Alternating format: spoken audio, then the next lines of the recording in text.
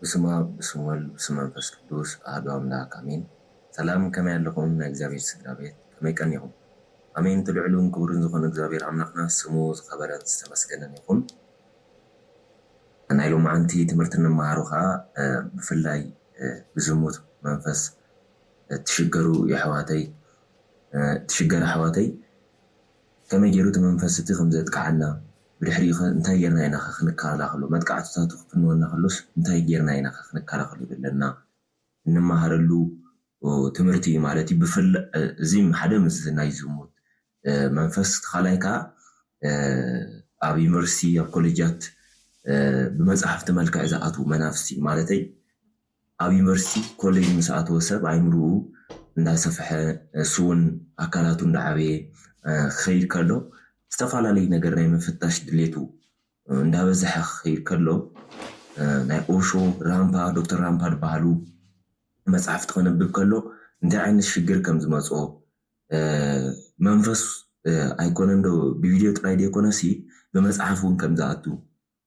መናፍስቲ ብመፅሓፍቲ መልክዕ እውን ናብ ውሽጥና ከም ዝኣትዉ ልክዕ ሓደ ሰብ ናይ ዝሙት ሓሳብ ዘለዎ መፅሓፍ ዓለማዊ መፅሓፍ ዝኾነ ዝተፃሓፈ ንዑ ከነብብ ከሎ ናብ ውሽጡ ናይ ዝሙት መንፈስ ከም ዝኣትዉ ዝተፈላለዩ ናይ ፍልስፍና መፅሓፍቲ ከነብብ ከሎ ኣብቶም ፍላስፋታት ዝነበረ መንፈስ ንዕኡ ነቲ መፅሓፍቲ ከም ዝፅሕፉ ዝገበሮ ናብ ውሽጡ ከም ዝኣትዎ እንርዳእሉ እንመሃረሉ እዩ። ስለዚ መለስ ኢልኩም ንድሕሪት ቅድሚ ሕጂ ኣብዚ ሕጂ ሰዓት መንፈሳዊ መፅሓፍ ተንብቡ ክትኮኑ ትኽእሉ ኢኹም፣ መፅሓፍ ቅዱስ ተንብቡ ክትኮኑ ትኽእሉ ኢኹም። በቲ ናይ ቀደም ሂወትኩም ዘይነቃሕኩምሉ ዝነበርኩምዎ ግዜ ናይ ፍልስፍና መፅሓፍቲ ከተንብቡ ከለኩም እንታይ ዓይነት መፅሓፍቲ ኢኹም ተንብቡ ነይርኩም? ነብስኩም ቼክ ግበሩ፣ ነብስኩም ፈትሹ። ስለዚ ንዑ ይጠቕመና ማለት እዩ። ቅድሚ ሕጂ እንታይ ዓይነት መፅሓፍ የነብብ ነይረ ኣነ ክንብብ ከለኹስ እንታይ ዓይነት ስምዒት ይስማዓኒ ነይሩ? እዚ ነገር እዚ ክፈልጦለኒ ክፍትሾለኒ ኢለ ዝኸድክዎ መገድታት እንታይ ዓይነት ሓደጋታት ኣውዲቕለይ ናብ ምንታይ ሽግር እንታይ ዓይነት ሽግር ኣምፂኢለይ ኢልና ነብስና እንፍትሸሉ ትምህርቲ እዩ ማለት እዩ። እዚ ኣብቲ ተርጊመ ከምፅኦ ዘለኒ ተርጊመ ከምፅኦ መብርሂ ትዘልዮ ከዓ መብርሂ ክበልዮ ማለት እዩ። ብጣዕሚ ዝጠቕመና ቪድዮ ናትና ሂወት ጥራይ ዘይኮነ ናይ ደቅና እውን ይበዓል ንብድሕሪ ሕጂ ዘሎ ፈተናታት ንባዕሉ እንታይ ዓይነት ሓደጋታት ክመፅእ ከም ዝኽእል ነቂሕናን ተጠንቂቕናን ክንከደሉ ዘለና ነገር ከም ዘሎ እንፈልጠሉ ዓይነት ቪድዮ እዩ ማለት እዩ። ኣቦና ፀጋዎም የብዝሓሎም ዕድመ ነዊሕ ዕድመ ይሃቦም ወሲኾም ነዊሕ ዕድመ ይሃቦም እውነት ንብዙሕ ሰብ ንክነቅሕ ንብዙሕ ሰብ ንክርድኦ ሕቶ ዝኾነና ዝነበረ እዚ ነገር እዚ እንታይ ኮይኑ ከም ዝኸውን ዘሎ እንታይ ኮይኑ ከም ዝኸውን ዘለኹ እንታይ ኮይኑ ከም ዝፍጠር ዘሎ እንብሎ ነበርና መልሲ ንክንረኽበሉ እግዚአብሔር ፀጉኡ ኣብ ልዕሊኦም ኣሕዲሩ ነዚ ዘመን እዚ ዝበቕዑ ኣቦይ በቃ ነዚ ዘመን እዚ ዝተረድእዎ ዝፈለጥዎ ዘንበብዎ ኣቦይ ብኸምኡ እውን ንነዊሕ ዓመት ከገልግሉ ከሎ እዚ ኩሉ ፈተና እንዳወረዶም ከሎ ግን ክሳብ ሕጂ ሲልናው ኣገልግሎቶም ክቋረፅ ኣይከኣለን። ዝነቅሕ ህዝቢ እንዳበዝሐ ይኸይድ እምበር እንዳቐነሰ ኣይኮነን ከይዱ። እዚ ሽግራትና እውን ኣብኡ ስለ ዘሎ እዩ እቲ ዝነቅሕ ሰብ ዝበዝሐ ማለት እዩ። ናብቲ ቪድዮ ከኣትወልኩም ከለኹ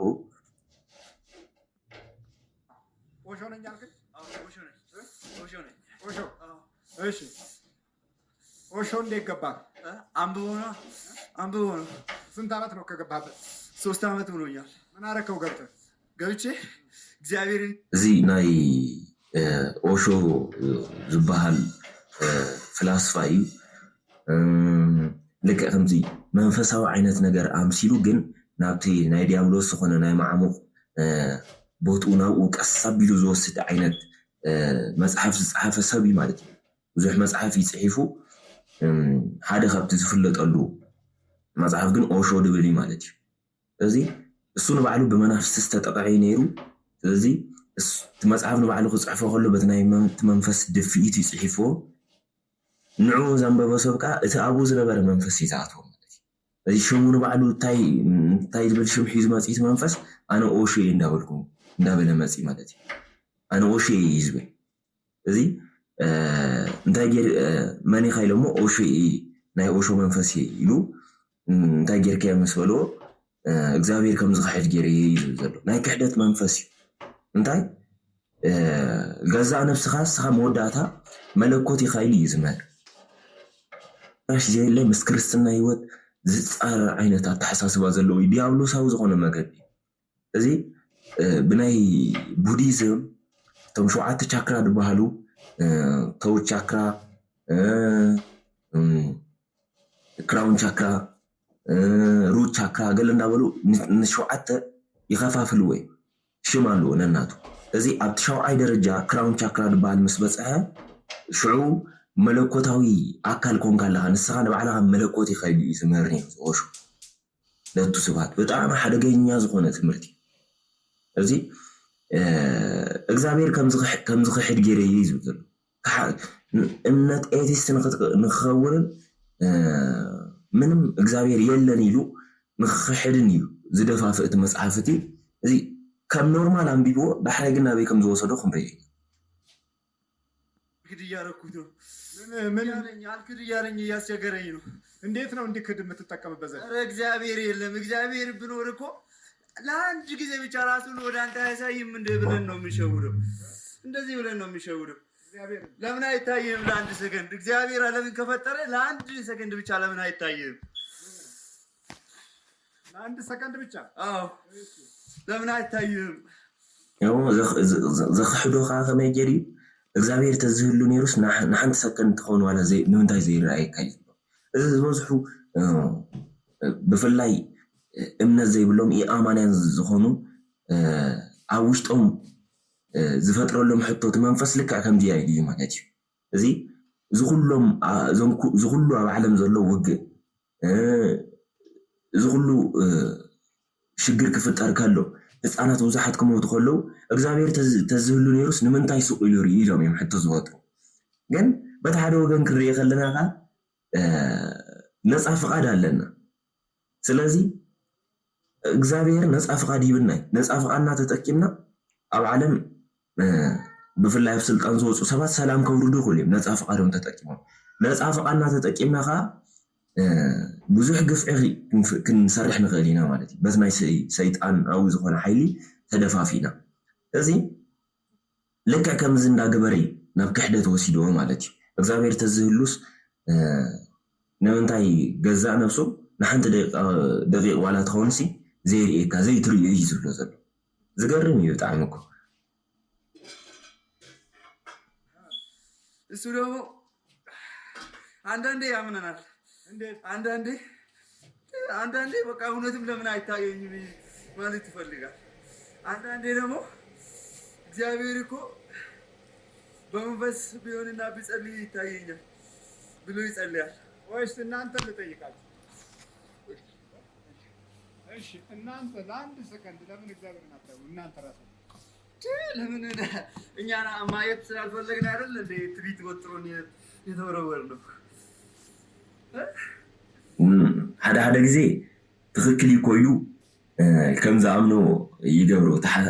ነቲ ሓሳብ ማለት እዩ ብውሽጡ ዝመፅእ ሓሳብ እንዳመሰለ ግን ናይቲ መንፈስ ቃላት እዩ እዚ ሓደ ግዜ ከም ዝቕበሎ ንገብር ሓደ ግዜ ከዓ እግዚኣብሔር እኮ ብመንፈስ ኮይኑ እንድሕር ፀልየ ክረኽቦ ንኽእል ኢሉ ከዓ ይሓስብ እዩ ዝብል ዘሎ መንፈስ ሓደ ሕቶ ከዓ ሓተኩም እስኹም ንምንታይ ንእግዚአብሔር ንሓንቲ ግዜ ዘይትርእይዎ ዘይረኣየኩም ኢሎም ምስ ሓተትዎም ኣይ ንሕና እኮ ንዕኡ ከይንርኢ ኢልና ደይኮና ትዕቢት ወጢርና ካብ ክብርና ዝወረድና ካብ ሰማይ ዝወደቕና እዩ ዝብል ዘሎ ዝገርም እኮ ብጣዕሚ ይልሃል እንደዚህ ነው ማየት ስላልፈልጋችሁ እንጂ ማየት ትችሉ ነበር አዎ ስላልፈለግን ነው ትዕቢት ወጥሮን እንደተወረወረ እና ታዲያ የሰው ልጅን ለምን እንዴት ታረጋላችሁ ለምን አንድ ሰከንድ አይታይም ለምን ትሉታላችሁ እንዴ እግዚአብሔር ፈቅዶልናል እኮ የሱን መንገድ ካልተከተሉ የኛ ባሪያ እንዲሆኑ እግዚአብሔር ፈቅዶልናል እሱ አይደል እንደ ያነበበ እሱ አይደል እንደ ራስን ፍለጋ የሚል መጽሐፍ አነበበ የመኖር ጥበብ አዲሱ ሰው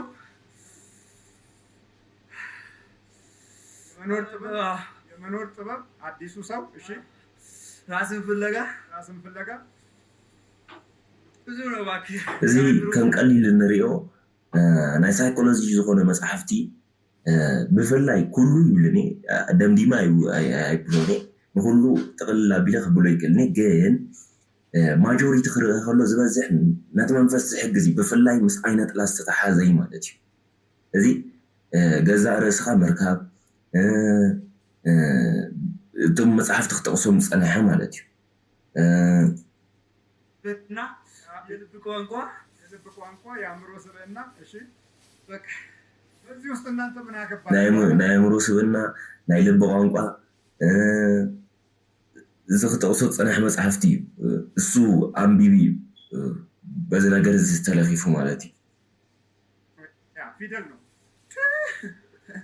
እኛ እየከተምነው እኮ ነው እኛ ጽፈን አይደል እንዴ ሰውየውን አግዘን የምንጽፍ እኮ ኦሾ ግን የሚገርመኝ ፈላስፋ አይደለሁም ነው የሚለው ታውቃለህ እኛ ፈላስፋዎች አይደለንም ብለን ነው የሚሸውደው እኛ ሃይማኖታዊ ነን ፈላስፋዎች አይደለንም ፈላስፋ ብንሆን እኮ ፈላስፋ ለማወቅ ይሞክራል ግን አያውቅም ነው የምንለው አንተ ወደ ሃይማኖት ነው የምታስረው ሃይማኖታዊ ነኝና ለማወቅ አንሞክርም ግን እናውቃለን ብለን ነው የምናሳምነው እዚህ አይነት መንገድ የመጣችሁ ታረስ ሲያነብሱ ምን እውቀት አገኘ እዚ በዚ ውሽጢ እዚ ንስኹም እንታይ ስራሕ ሰሪሕኩም ማለት እዩ ተብሎ ትሰብ ፀሓፊ ክፅሕፍ ከሎ ንሕና ይኮንና እንዲና ንሕግዞ እዩ ዝብል ዘሎ እዚ መንፈሳዊ ዝኾነ ብፍላይ ሃይማኖትና ኣፅኒዕና ሒዝና እናፀለና እናሰገድና እንፅሕፎ ፅሑፋት እንሰርሖ ነገራት ብምሉኡ ዝተባረኸ እዩ ዝኸውን እንታይ እግዚኣብሔር መንፈስ ቅዱስ ስለ ዝሕግዘና ማለት እዩ በተቃራኒ ናቱ ከዓ ዲያብሎስ እንዳገለፀሎም ብዙሓት መፅሓፍቲ ብዓለም ተፃሒፎም እዮም ንኣብነት ሓደ ግዜ እውን ተንኪፈልኩም ነይረ ብ15 ክፍለ ዘመን ዝነበረ ሰብ እዩ ማካቬሊ ዝበሃል ፍሉጥ ናይ ፖለቲካ ፀሓፊ እዩ ኣብዚ ቀረባ እዋን ከማኒ እቲ መፅሓፍ ናቱ ርእዮ ነይረ 160 ገፂ 150 ከባቢ ገፂ ክልተ እዩ ናይ መጀመርያ ዝተፃሕፈት እዚ ተጋጊዕ 95 ድሕሪኡ ግን ኣብዚ ካልኣይ ዝረኣኽዎ ግን 160 ገፂ እዚ ሰብዚ ማካቬሊ ዝበሃል ዲያብሎስ ብግልፂ ተገሊፁ ዝፀሓፎ መፅሓፍ እዩ ክሳብ ዚ ሕጂ ሰዓት ግን ኣብ ፖለቲካ ናቱ መፅሓፍ ዓብዪ ተፅዕኖ እዩ ዘሎ ዝሰርሕ ዘሎ እውን ማለት እዩ እዚ ልክዕ ከምቲ ንቅዱሳን ኣቦታትና እግዚኣብሔር ገሊፁሎም መፅሓፍቲ ፅሒፎም ክሳብ ዚ ሕጂ ሰዓት ንሕና እንጥቀመሎም ዘለና ዲያብሎስ ከዓ ነቶም ናቱ ዝኾኑ ከምኡ ገይሩ ኣዳልዩ ንብዙሓት ሰባት ከም ዝብክሉ እዩ ዝጥቀመሉ ማለት እዩ እዚ ነፍሲ ወከፍ ነገር እንገብሮ እንሰርሖ ስራሕ እነንብቦ ነገር እንድሕር ዘይመርሚርናዮ እንድሕር ዘይፈሊጥናዮ ቀስ እንዳበለ ልክዕ ከምዚ ውሕጅ እንዳሰሓቀ ከም ዝወስድ ልክዕ ከምኡ ከዓ ቀስ እንዳበለ እዩ ናብቲ ናቱ መስመር ዘእትወና ማለት እዩ እዚ ክንፍትሽ ከለና ክንምርምር ከለና ንክንፈልጥ ክንፅዕር ከለና እዚ ፍልጠት እዚ ካበይ እዩ መፅኡ እግዚኣብሔር መንፈስ ቅዱስ ዝገለፆ ፍልጠት ድዩ ወይስ እርኩሳን መናፍስቲ ዘምፅዎ ፍልጠት እዩ ኢና እንድሕር ፈሊና እንድሕር ዘይፈሊጥናዮ ፅባሕ ንጎ ከቢድ ሓደጋ ዘምፀልና ኮይኑ እዩ ዝመፅእ ናብ ሂወትና እንዴ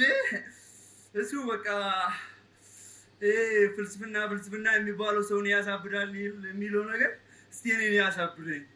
ምን አባቱ ነው የሚያሳብደኝ ብሎ በኮንፊደንስ ገባበት እኛ ደግሞ የሌለ በቃ እሱን እንኳን እሱ እኛ ማንኛውም እናሳምናለን ብትዕቢት ወጢሩ ኢና ወንዳ ኣትገይርዎ ፍልስፍና ሰብ ይዕብድ እዩ ሰብ የፀልል እዩ ዝበሃል ሓቂ እንድሕር ኮይኑስ ኣነስ ንዓይስኪ ይዕብደኒ ኢሉ ፈቲሽዎ ናብዚ ደረጃ ዝበፅሐሞ ማለት እዩ እዚ ኦሾ ፍልስፍና ከምዚ ይንዕቆ እዩ ነይሩ እዩ ዝብል ፀኒሑ ይንዕቆ እዩ ናይ ኦሾ ንሕና እንዳበለ እዩ ዝዛረብ ፀኒሑ ሃይማኖታዊ ዝኾነ ነገር እምበር ናትና ከምዚ ፍልስፍና ኣይኮነን ፍልስፍና ሕቶ ጥራይ ይሓትት መልሲ ከይረኸበ ይሓልፍ ማለት እዩ ናትና ግን መልሲ ዘለዎ ንክብል ንክገልፅ እዩ እዚ መናፍስታዊ ዝኾነ ኣሰራርሓ እዩ ዝምህር ሜዲቴሽን ክገብሩ ከለው ኩሉ ብፍላይ እዚ ናይ ሜዲቴሽን ክገብሩ ከለው ዘርእይዎ ዓይነት ኣካላት ጣዖታዊ ዝኾነ ቅርፂ እዮም ዝሕዝኖ ክጣወዩ ከለው እግሮም ከማሳቀሉ ከለው ኩሉ መናፍስታዊ ዝኾነ ትርጉም ዘለዎ እዩ ስለዚ ልክዕ ከምቲ ንሕና ተዋህዶ ኦርቶዶክስ ሃይማኖት ቅድስቲ ዝኾነት ሐዋርያዊት ዝኾነት ሐዋርያት ብደሞም ዋጋ ከፊሎም ክርስቶስ መስሪቶ ሐዋርያት ከዓ ደሞም እንዳኸፈሉ ኣጽኒዖማ ማለት እዩ ልከ ከምቲ ንሕና ከምኡ ኢልና እናኣምኖ ዲያብሎስ ከዓ ናቱ ዝኾነ ሃይማኖት ጠጠው ኣቢሉ እዩ እርኩስ ዝኾነ ማለት እዩ እዚ ሎሚ ብዓለም እኮ ርእሱ ዝኻለ ሳይታኒክ ሪሊጅን ተባሂሉ ብፍላይ በዓል ኣሜሪካ ናቱ ዝኾነ ኣዳራሽ ተሰሪሕሉ ልክዕ ከምዚ ንሕና ቤተክርስትያን እንባርከሉ እንቅደሰሉ ናቱ ዝኾነ ከዓ ሰራዊት ዘብዝሐሉ ቦታ ኣዳልዩ እዩ ሰይጣን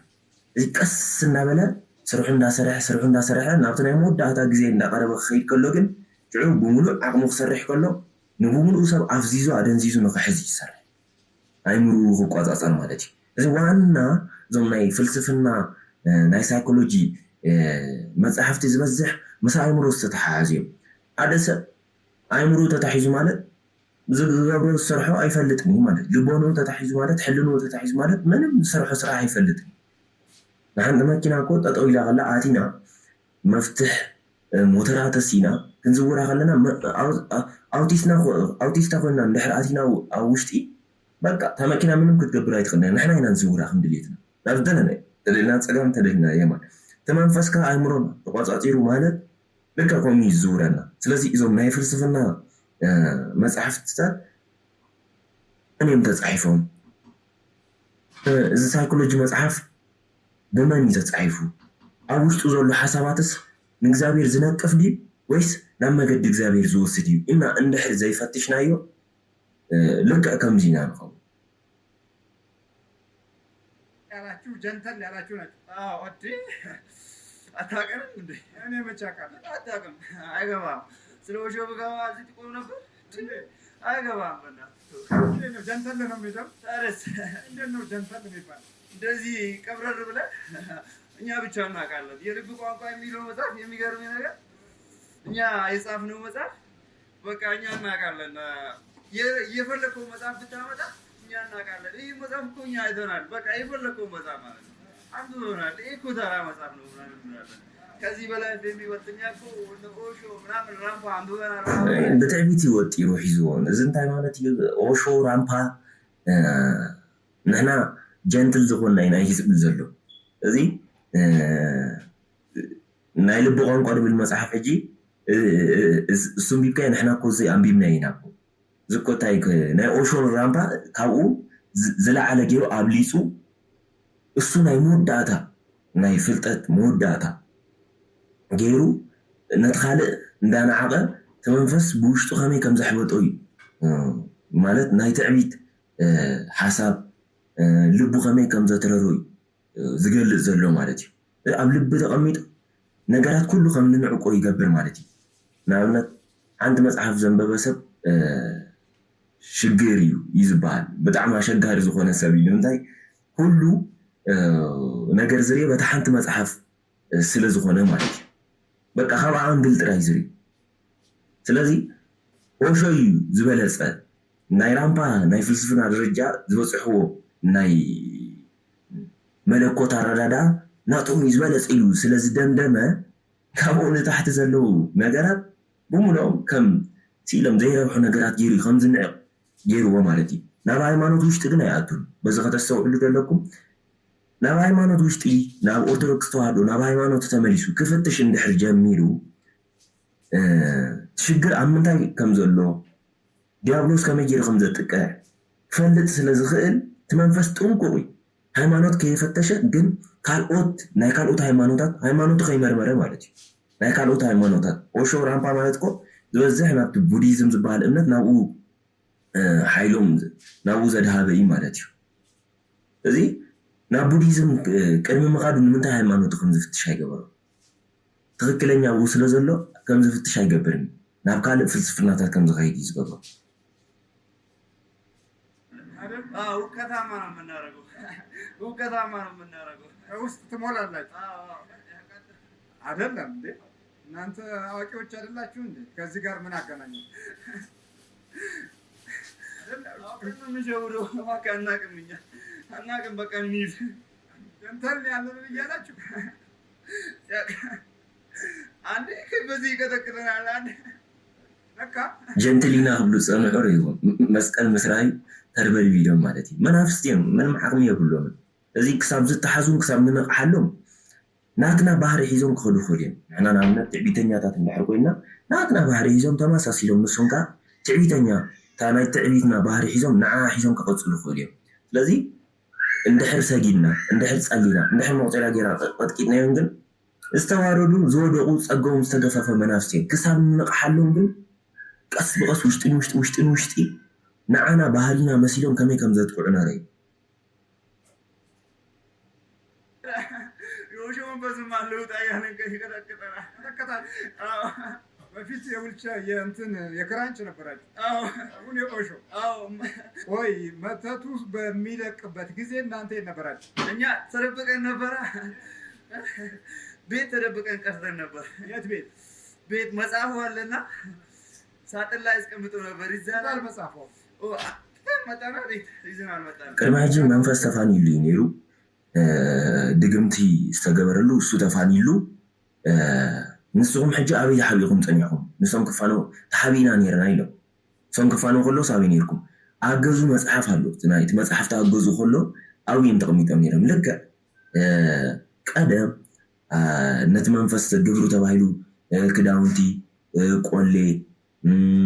ናይቲ ዛር ናይቲ መንፈስ ማለት እዩ ናይቲ ቆሌ ዝበሃል ናቱ ክዳውንቲ ኣገዛ ተተቐሚጡ እቲ መንፈስ ከዓ ንብረቱ ስለ ዝኾነ ኣባይ ድሕባ ንሕና ሽዑ ፈቐዶ ገዳማት ናብ ብዙሓት ገዳማት ንዘውር ናብ ብዙሓት ማይ ጨሎት ዘለዎ ቦታ ንኸይድ ግን ምንም ለውጢ ትበሃል የለን ኣይ በቃ ናተይ እኮ ኣይተሓዝን እዩ ንብል ግን እቲ መንፈስ መሕበይ ቦታ ስለ ዝረኸበ ኣገዛ ተቐሚጡ ስለ ዘሎ እዚ በቲ ባህላዊ ዝመስል መልክዕ የሎ ንለኹ ክታብ ኣገዛና እንድሕር ኣሎ ኣብኡ እዩ ዘሕባእ ንሕና ናብ ብዙሓት ቦታ ክንከይድ ከለና ግን ምንም ፈውሲ ንረክብ ሽዑ ኣይ በቃ ኣነ እኮ ኣብ ብዙሕ ማይ ጨሎት ከይደ ፈውሲ ዝበሃል ኣይረኸብኩን እስኪ ናብ ካልእ ከክፍትን ኢና ወይ እግዚኣብሔር የለን ኢልና ንኽሕድ ወይ ናብ ካልኦት ሃይማኖታት እንዳኸና ንዘውር እምነታት እንዳኸና ናብ ካልእ ኣዳራሽ ንኸይድ ቀስ እንዳበለ ናበይ ከም ዝወስደና ርኢ እንድሕር ነቂሕና እንድሕር ተረዲና ግን እዚ መንፈስ እዚ ዘሸግረኒ ዘሎ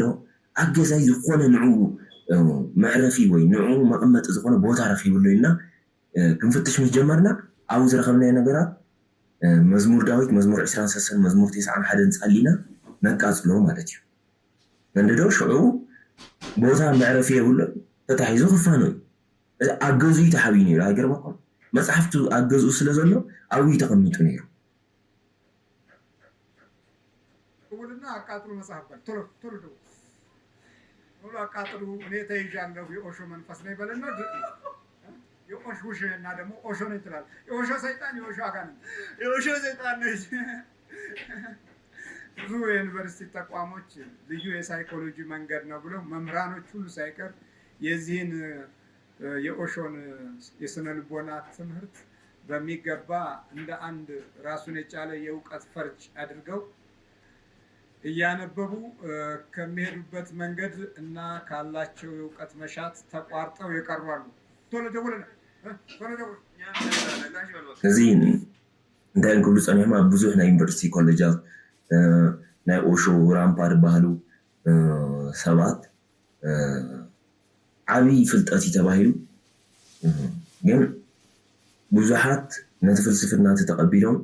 ወገሮም ሃይማኖቶም ከይፈለጡ እምነቶም ከይሓዙ ነካ ከምሳምና በልዎ ማለት እዩ ከምሳምና ሓቂቆም ብዙሓት ሰባት እዮም ተሪፎም እዚ በጣም ግርም ዝብለኒ ነገር ከዓ እዚኦም ከምዚኦም ዓይነት መናፍስቲ ከዓ ቀስ ብቀስ ናብ ምንታይ እዮም ዝወስዱ ናብ ወልፊ እዮም ዝወስዱ እዚ ዝበዝሑ ናይ ኦሾ ራምፓ መፅሓፍቲ ከንብቡ ከለዉ ሂወቶም እንድሕር ርኢናዮም ዝበዝሑ ኣብ ናይ ጫት ሽጋራ ናይ ትንባኹ ወልፍታት ዘለዉ ሰባት እዩ እዚ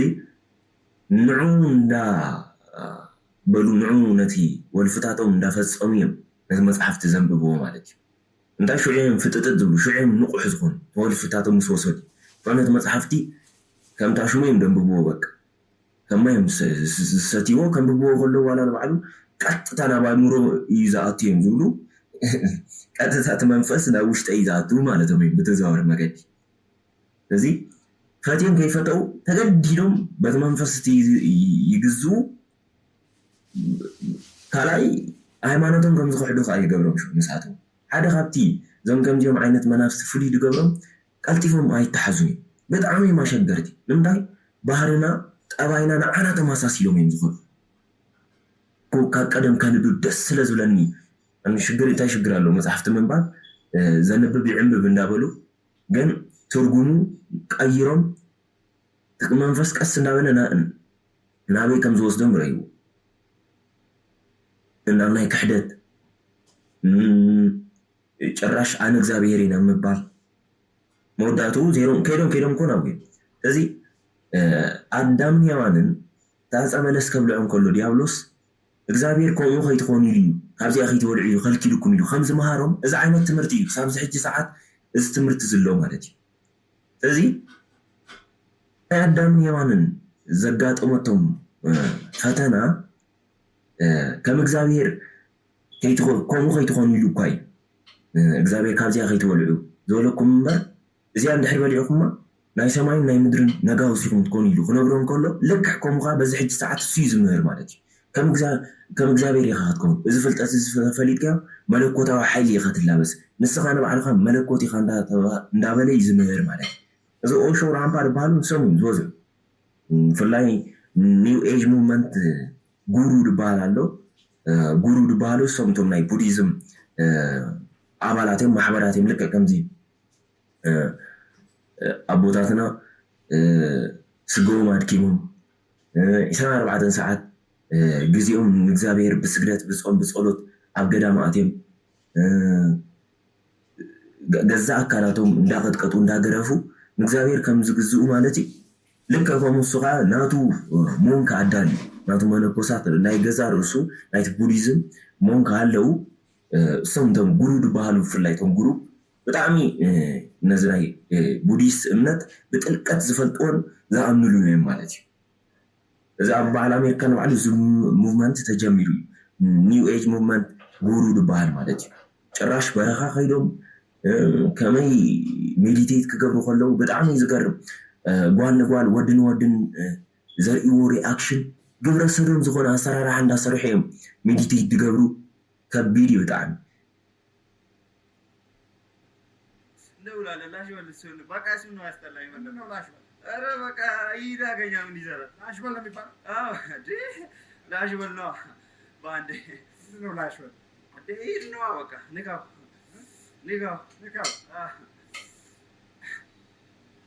ግን እኔ የምልህ እግዚአብሔርን እንዲህና ለምትፈታተነው እሱን ለመጣል ነው ወይስ እግዚአብሔርን ለመፈታተን ነው? እዚህ በፍልስፍና እኛ እግዚአብሔርን ለመፈታተን ነው እኛ የምንፈልገው። አሎ በላ እንዴ ሄሎ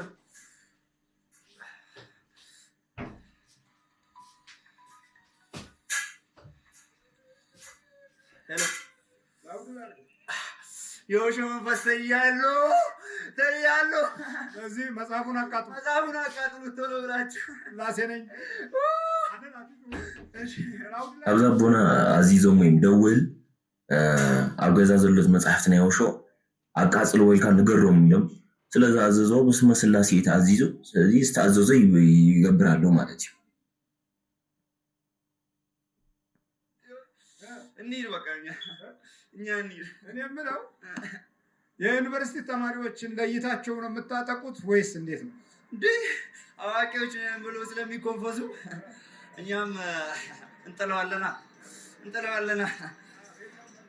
አዎ ከኛ በላይ አዋቂ ናችሁ እንዴ? እኛም ፕሮፌሰሮች ዶክተሮች ምናምን እያሉ ነው። ስለዛ ነው የምንጥለው። ስለዚህ እንጥላችኋለና በቃ እንዴ እንጥላችኋለና። ለምን አዋቂዎች ነን ብሎ ምናምን ስለሚኮፈሱ ናቸው። እናነባለን ምናምን እናቃለን። ኣብ ዩኒቨርሲቲ ዝማሩ ወይ ቶም መማሃራን ኣብኡ ደለው ፈላጣት ኢና ፍልጠት ኣለና ኢሎም ስለ ዝዕበዩ ንሕና ከዓ ባእቲና ኢና ነውድቖም እዩ ዝብል እዚ ብጣዕሚ እቲ ናቱ ኣሰራርሓ ብታክቲክ ናይ ዲያብሎስ ኣሰራርሓ ማለት እዩ ንኣብነት ኤቲስት ዝኾኑ ሰባት እምነት ዘይብሎም ሰባት ተሪኢኹሞም بعلم ملاختي نجزابير نجمع فطيرو እግዚአብሔር ምሽ ተአልዩ ኻቦም ይሪኦም አለሱ ንሶም ግን አይሪዩናል ስለዚህ ማን ይፈጣሪና ክብሉ ኸለው እስ አኒ ፈጢሮኩም ይሉ ስለዚህ ሰኻይኻ ፈጣሪና ደበሉ ናብትናቱ ንዑ ሰገዱሉ ማለት ሙስኡ ተፈልዩ ሰራዊት ኮይኖም ማለት እዩ አይ ንቁም በላወይነ ከም ዝበለ ቅዱስ ገብርኤልካ ቅዱስ ሚካኤል ቅዱስ ገብርኤል ቅዱስ ኡራኤል ዞም ሕጂ ቅዱሳን መላእክቲ ዘገልግሉና ንዓና ካብ እግዚአብሔር ተላኢኾም ዘሕግዙና ንዓና እሶም ከዓ ፈጣሪና ክሳብ ንረክብ ኣብ ዘለናዮ ንጽናዕ ኢሎም ቅዱስ ገብርኤል ከም ዝተዛረቦ ጸኒዖም ማለት እዩ እቶም ሳልሳይ ግን ንዓና ዝፈጠረና ማንም የለን ከም ድሌትና ንኽነብር ኢና ዝበሉ ማለት እዩ እሶም እንታይ ኮይኖም ተሪፎም ማለት እዩ ኣብ ኣየር ኮይኖም ተሪፎም ንኣየር ኣጋንንቲ ተባሂሎም ማለት እዩ ንኣየር ኣጋንንቲ ስለዚ ኣጋንንቲ እዮም ግን ኣብ ኣየር አንሳፊፎም ዘለዎም እሶም ከኣቱና ከለዉ እዮም ኤቲስት ንኸውን ልክዕ ንሶም ከምታ ፈጣሪ ትበሃል የብልና ንዓና ከም ድሌትና ኢና ከም ንኽነብር እውን ዝመፀና ብዚ ከም ዝበሉ ማለት እዩ ልክዕ እሱት መንፈስ እቲ ዝንኣየር ኣጋንንቲ ከኣቱ ከሎ እዩ ሰባት ከዓ ናብ ውሽጦም ከኣትዎም ከሎ ካሓቲ ድኾኑ ኤቲስት ዝኾኑ እዮም ኣሰቢልኩምሉ ልክዕ ከምቲ ንሶም ከምኡ ከም ዝበልዎ ናብ ውሽጥና ከኣቱ ከሎኻ ከምኡ ዓይነት ሓሳብ ከም ነመንጩ ከምኡ ኢልና ከም ንኣምን የገድደና ማለት እዩ ስለዚ ኤቲስት ፓጋን ድኾኑ ሰባት ልክዕ ንኣየር ኣጋንንቲ ዘለዎ ዝበዝሑ ሚጣጣሩ እኛ ደግሞ እንዲያውቁ አንፈልግማ ጭልምን የምናደርግባቸው ለምን እንደምታጨላልሙ እንዴ ለምን ይሄ ኦሾን አንተ ናስ አንተ ምንድን ነው አንተ ኢንተርናሽናል የዝሙት መንፈስ ኢንተርናሽናል የዝሙት መንፈስ እንዴት ገባ ደግሞ አንተ ነው ነገሩ ኢንተርናሽናል እንዴት አንተ እኮ ዝብለ እዚህ መጣ ናይ ዝኻ በጣም ይዝገርም እንታይ ኃይሎም ተሓተተው ኣነ ኢንተርናሽናል ናይ ዝሙት መንፈስ የለው ማለት ዓለም ለኸው ዝገርም ተናጠራ ምን ጉዳይ አለ ከኛ ከዚህ ምናምን ምን ጉዳይ አለ እንዴት ነው ማለት ኢንተርናሽናል ምን በቃ ኢንተርናሽናል ነው አይገባም እንዴ በቃ ኢንተርናሽናል ነው እንዴ ለምን ገባህ ታዲያ ምን ታደርጋለህ ኢትዮጵያ ውስጥ እንዴ ለመለመል ነው አተርኬ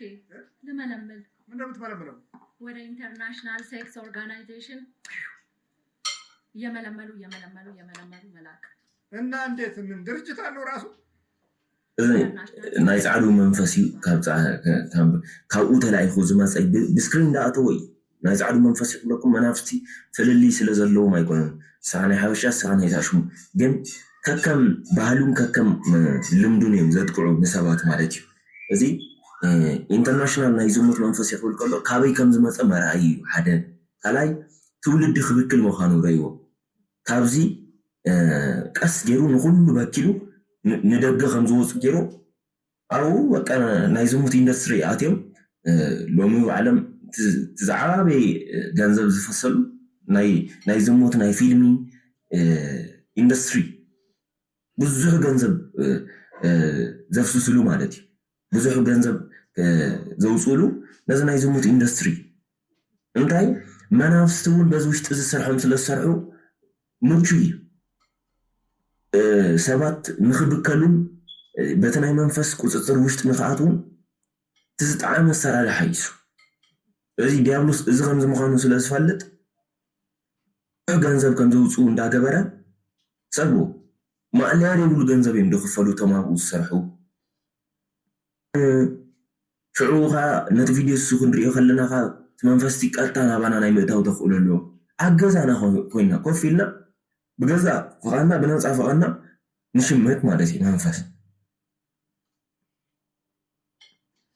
አይገባቸውም በእናትህ እንደዚህ አትንገራቸው በአማርኛ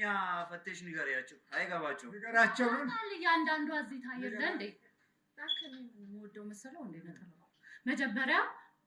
ጋጥ ወጥ ማረክ ካልሆነ ደግሞ ወደ ፊልሙ ወደ ሙዚቃው ወደ ዝናው መውሰድ ከዛማ ይመቹኛል እነሱ ሲባል ይቀበሉልኛል አታዋጣም ዝገባ ምን አይነት ዘዴ ብለህ ነው የምትገባው ሰይጣን አጋንንት ሰይጣንም ነው ታዲያ ዝም ብለህ እንዴት ትገባለህ ሰው ቆንጅዬ ናታ አታምርም ቆንጅዬ ናት ልጅ ነበረች የዛሬ 8 ዓመት ነው የገባሁት 8 ዓመት 15 ዓመት ዋሳጣቅህ ኧረ ምን ታውቀኛለች ያለች ነው እንጂ ያወቀች እንዴት ነው ስገባ ምን አይነት ምልክት አሳይተህ ገባ ምን ታውቃለች ምንስ ምልክት ባሳይ ምንም ምልክት አላሳየውም ግብት አልኩ ቀጭንዬ ነበረች የት ነው የመለመልካት ፒያሳ መንገድ ላይ ነው እንደው ዝም ብለህ በማየት ሰው ላይ ሆነ ነው ወይስ ራስህ ኖ ሳንጃብብ ለኔ የሚመጥነኝ ብዬስ እንደው ቆንጆ ጭንቅላት ያለው ወይ ደግሞ ውበት ያለው ብዬስ መረምል አገኘዋት ግብት አልኩኝ ጭንቅላት ያለው ነው ምኑ መጥቶ ናይት መጥነኒ ወይና አይት መጥነኒ አይና ኢለ ክርኢ ከለኹ ከንጃብብ ከለኹ ይዝብል ዘሎ ሽዑ ኣትያ ዝብል ዘሎ ሰቦ ሶከፍ ነገር ዝኣተወሉ መገድን ባዕሉ ኣይርስዕኒ መንፈስ ስለዝኾነ ማለት ምንታይ ምልክት ኣርኢኻ ኢሎም ክሓትዎ ከለዉ ምን ትፈልጦ ነገር የብላን ሕጂ እንዳቐጥቀጠጠ ፈሊጣት እምበር ስኢለ ኣትየ እዩ ዝብል ዘሎ ይኹን ተዘይፀሊና እንድሕር ዘይሰጊድና መንፈስ ብምንታይ ከም ዝኣትወና እንኳን ምንም ኣይንፈልጥና ቀስ ኢሉ ኣትዩ ንዓና መሲሉ እዩ ግን ዝነብር ንሱ ማዓሲና ንፈልጦ ማዓሲና ንሓሉ መንፈሳዊ ዝኾነ ውግእ ክንጅምር ከለና በቃ ብስነ ስርዓት ኣገዛና መፀለይ ቦታ ዳሊና ክንሰግድ ክንፀሊ ናብ እግዚኣብሔር ቅንዕ ክንብል ምስ ጀመርና ሽዑ ምልክት ክንርኢ ክንጅምር ኢና ሽዑ ብውሽጥና ሓሳብ መዓስ ከም ዝኣትወ ክነግረና ይኽእል እዩ ዘይንፈልጦም ሰባት ኣብ እምሮና ክመፁ ይኽእሉ እዮም ዘይፈልጦም ሰባት ተክገብሩ ኣብ ሓሳብ እሽኢሎም ደጋጊሞም ግን ካብ መን ከም ዝኣተው ምልክት ክህበና ከሎ እዩ ካብ ከመይ ዓይነት ሰባት ከም ዝመፅእ ምልክት ክህበና ከሎ እዩ እዚ ኢንተርናሽናል ናይ ዝሙት መንፈስ እየ ክብል ከሎ ዝበዝሑ ግዜ ከመይ መሲልኩም ናይ ስክሪን እዮም እዞም ከምዚኦም ዓይነት መናፍስ ማለት እዩ ንምንታይ ዝለኣኽሉ ዕላማ ንባዕሉ በቲ ናይ ኢንዱስትሪ ስለዝኾነ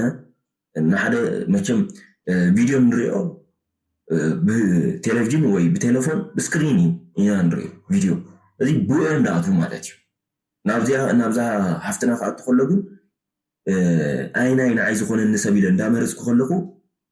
ቀጣን ፅብቕቲ እያ ነይራ ሽዑ ኣትየያ እዩ ዝብል ዘሎ ደነቃቀፈኝ መተቱን ያደናቀፈ ምናምን እኔማ እላይ አድርሼ በዝና በእውቀት በምን እላይ አድርሼ መጠቀሚያ ይላረጋት ነበር ምኗ ላይ ነው ገብተህ ቁጭ አልኩ ማጠና ላይ እና አይነ ጥላን ደግሞ ላኩትና እዚህ ጋር አስቀመጥኩት ለምን እንዴ ነው በማየት አይደል እንደ የሚጀመረው ኣነ ሓሳበይ ዝና ሂባብ ላዕሊ ከውፃይ ነይሩ መደበይ ግን ንኽተሓዝ ዝገበሮ መተት ካልእ ድግምታ ውሽጣ ዝተገበረላ ነይሩ ካልእ ናይ ድግምቲ መንፈስ ነይሩ እሱ ምስ ተተሓዘ እዩ መንፈስ እዚ ከዓ ተታሒዙ እዚ መጀመርያ مساعتها من تاي خاطر قميت كم سولو أما أنا يتقميت شعورها أين تلاها بعين خمس قمة جيري نمن تاي جير كاتولو نمن تاي كم جير كاتولو بمر أيدي يكون كل السرح يا تالو أهون كوبا من داوك أشين تكلم أين تلاو تاسرون يا سايا تالو أين تلاو تاسرون سايا تالو ميزات ميجابتات ميدول الله سوون لازم موت مياسبنو እንደሱ ሳረቅ አሃ ሌላም ማለክ ማለት ነው ብላ አይነ ጥላው ሲወጣ ነው አንተ ታየው አይነ ጥላ መንፈስ አባይና ተቀሚጡ ብዙሕ ሽግር ዘምጻላ በፍላይ ምዝሙት ተተሓዘ ዘምጻላ ዝነበረ መስተአሰረ መስተተሓዘላ መይዙ ንዝናይ ኢንተርናሽናል ናይ ዝሙት መንፈስ ይኽብል ጸናሕኻ እሱ ስርሑ ክሰርሕ ጀሚሩ አይነ ጥላ ተኣሲሩ ከሎ ዝኸም ዝሽግር ዝመጽን ዘሎስ ካልእ ካሉ ዘይተኣሰረ ማለት ኢላ ክትክትክት ጀመረት ተተሓይዙ አንዱን አይነ ጥላ ላኩና የቀረውን ደግሞ ሴትና ወንድ አድርጌ አስቀረውኝ ቅርታ ገልብዬ እኔ ተሸፍኜ ነበር እንደዚህ ተሸፍኜ ነበር እንዴት እንደዚህ ነው ተደራርቤ የተሸፈንክ ከውስጥ ሌላው ሲወጣ እነሱ እንዲቀጠቀጡ ነው እንጂ አቅም እንዳላጣ አሃ ሌላው ሲቀጠቀጥ አንተ ራስን ትደብቃለህ ተቀጥቀጥ አልኩት አይነ ጥላን ምን አባቱ ይሰራል ዘመኑን ሁሉ ምን ሰራ ምንም እኮ አልሰራም ስለዚህ እሱ ይቀጠቀጥልሃል አንተ ከታች ተቀጥቀጥ አልኩኝና እዚህ ጋር ተደበቅኩኝ የት ጋር ተደበቅ ማጣና ውስጥ ወራሂ ይሁን በጣም ዘመናዊ ዝኾነ ስልጡን እዩ ዝሕጅ እዚ ኣነ ተሓቢኤ ዝብለሉ ኣነ ተሓቢኤ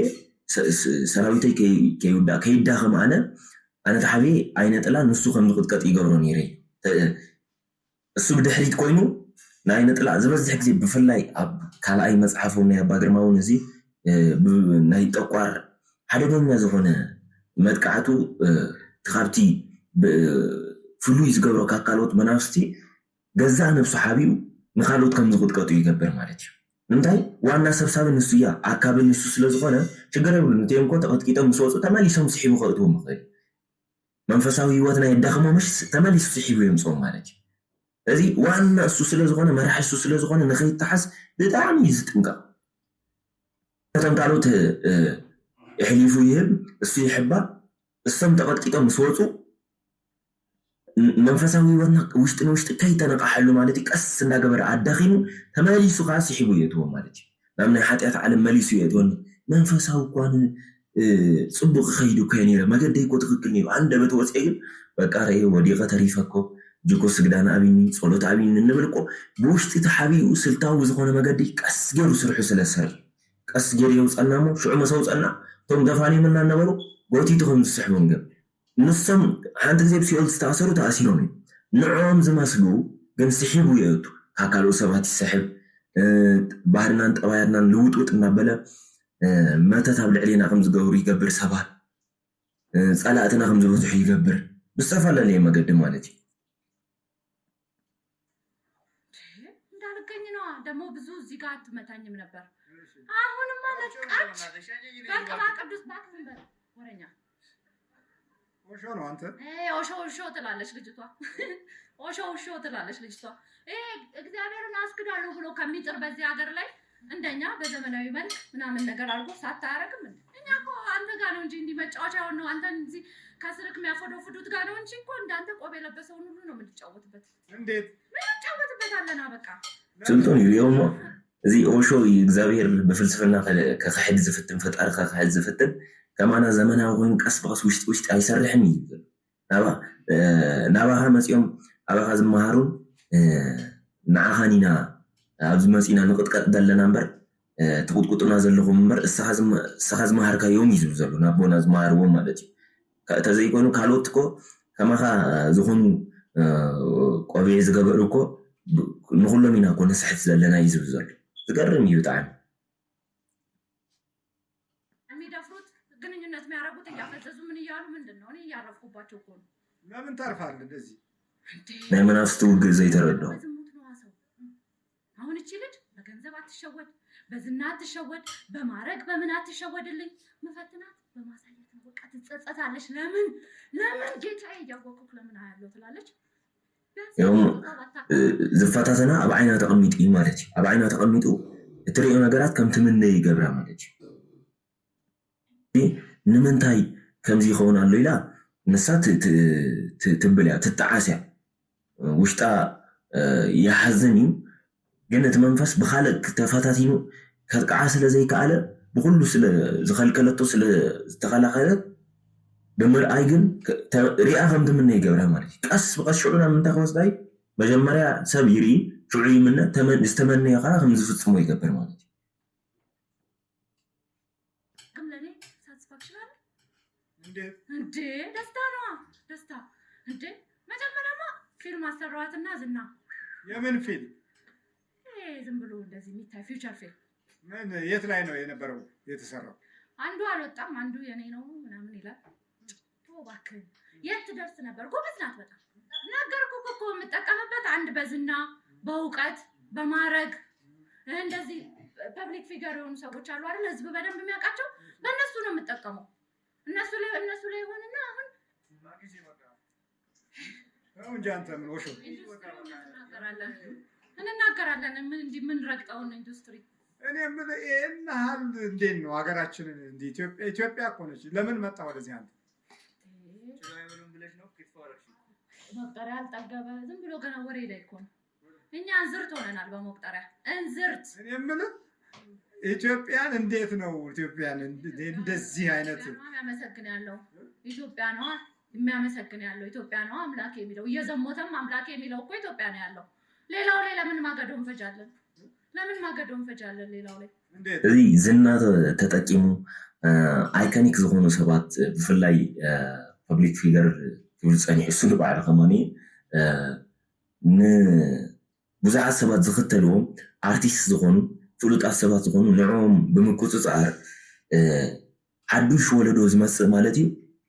በቲ ናይቶም عينت التحسسبا وش تخم زقاتو تنازو ما التحسسبا من يزقوا تصروا مجمرة نايت منفس التحسسبا وينايت منفس دليت كم زنت أبارقو يقبرم السو مثلا أبارقوها تم حدش ولا دوز مصوها نوعه من دارعي بتزار مجد نايمن تختل تقينه ماله نايت منفس مالتي قس بقس اوشو مالت السو مالتي اوشو فلوت سبيب ስለዚህ እቲ ውሽጡ ዘሎ መንፈስ እናቱ እቲ መንፈስ ዝደልዮ ከም ዝፅሕፍ ገይርዎ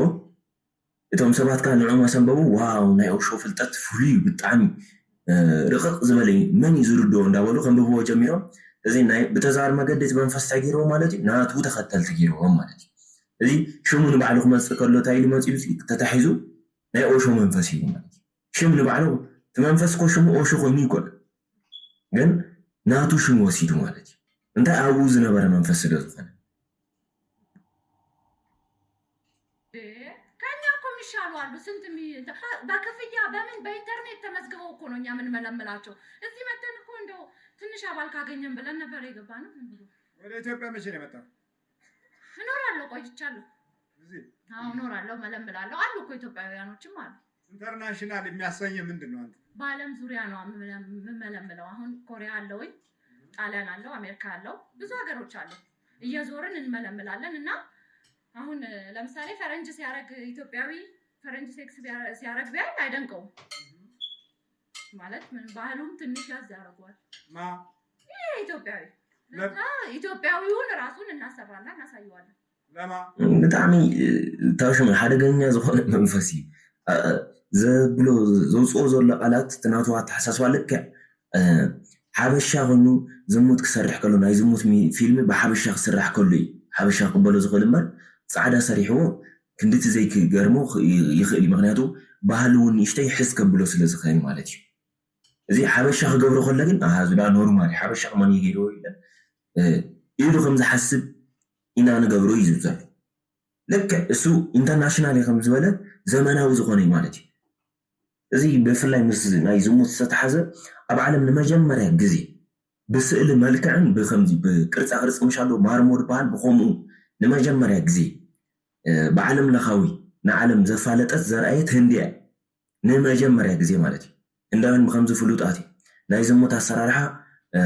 ብቅርፃ ቅርፂ መልክዕ ገይሮም ከመይ እርኩስ ዝኾነን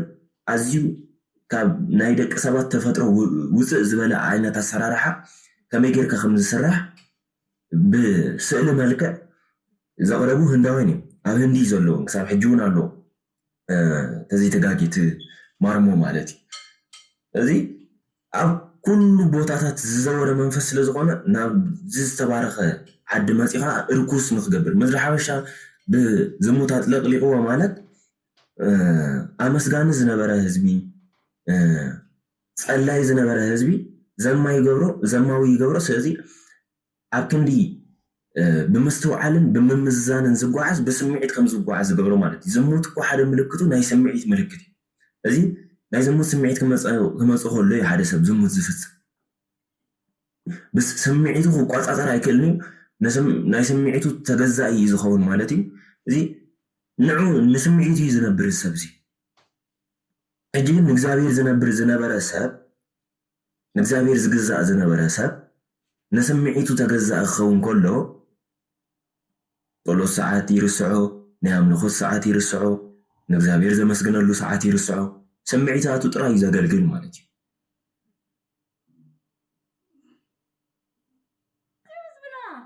ለኢትዮጵያዊው አሁን ኢትዮጵያዊው ሴክስ ፊልም ሰርቶ ሲያይ አክሴፕታንሳችን ይጨምራል ማለት ነው ለካ እኔ እንትን ባልልም እንደዚህ ብዬም ለካ በዚህ መንገድም ታዋቂ መሆን አለ በጣም ብዙ ሚሊዮን ብሮች ነው የምናንቀሳቅሰው በስራችን ሰይጣን ብር ደግሞ አጋንንት ሰይጣንም ነኝ አልኩ ብር ደግሞ ችግር አለብን እንዴ አሁን በቅባ ቅዱስ በምን አሰለቸች ምን ታረጋለች ተቀባኛለች የሚቀራት ነገር የለም ምን እንዴት የምቀባ ለካ እዚህ ነበርሽ ምናምን ነገር ወጋ አረጋታለሁ ፔሬድ በየሁለት ቀኑ በየአንድ ቀኑ ሄዳ ስትቀባ እዚህ አንተ በቅባ ቅዱስ እንዳገበረት አይነት መንፈስ ሲሄዳቶ ማለት እዩ እዚ ከመይ መሲልኩም ኣብ ማህፀና እዩ ተቐሚጡ ዘሎ ተኣሰር ካብ ማህፀን ይውፃእ እንዳበልክን ኣሕዋት ተዘይቀጥቂጥ ነው ኣብ ማህፀን ተቐሚጡ ናይቲ ወልዳ ይሸግረክን ናይ ፐሬድክን ግዜያት ማለት እዩ የባላሽዎ ብዙሕ ሽግር እዩ ዝፈጥር ናይ ማህፀን ካንሰር ዘምፅእ ኣብ ማህፀን ተቐሚጡ እዩ እቲ መንፈስ በዝሕ በዚ ሕጂ ሰዓት ኣሕዋትና ናይ ማህፀን ካንሰር ብዝብል እዩ ዝሽገራ ዘለዋ ዝበዝሕ ታሽሙ ኣቨሬጅ ዋላ ንባዕሉ ክርአ ከሎ ናይ ማህፀን ካንሰር ካብ ዝነበረ ታሽሙ ካብቲ ዝነበሮ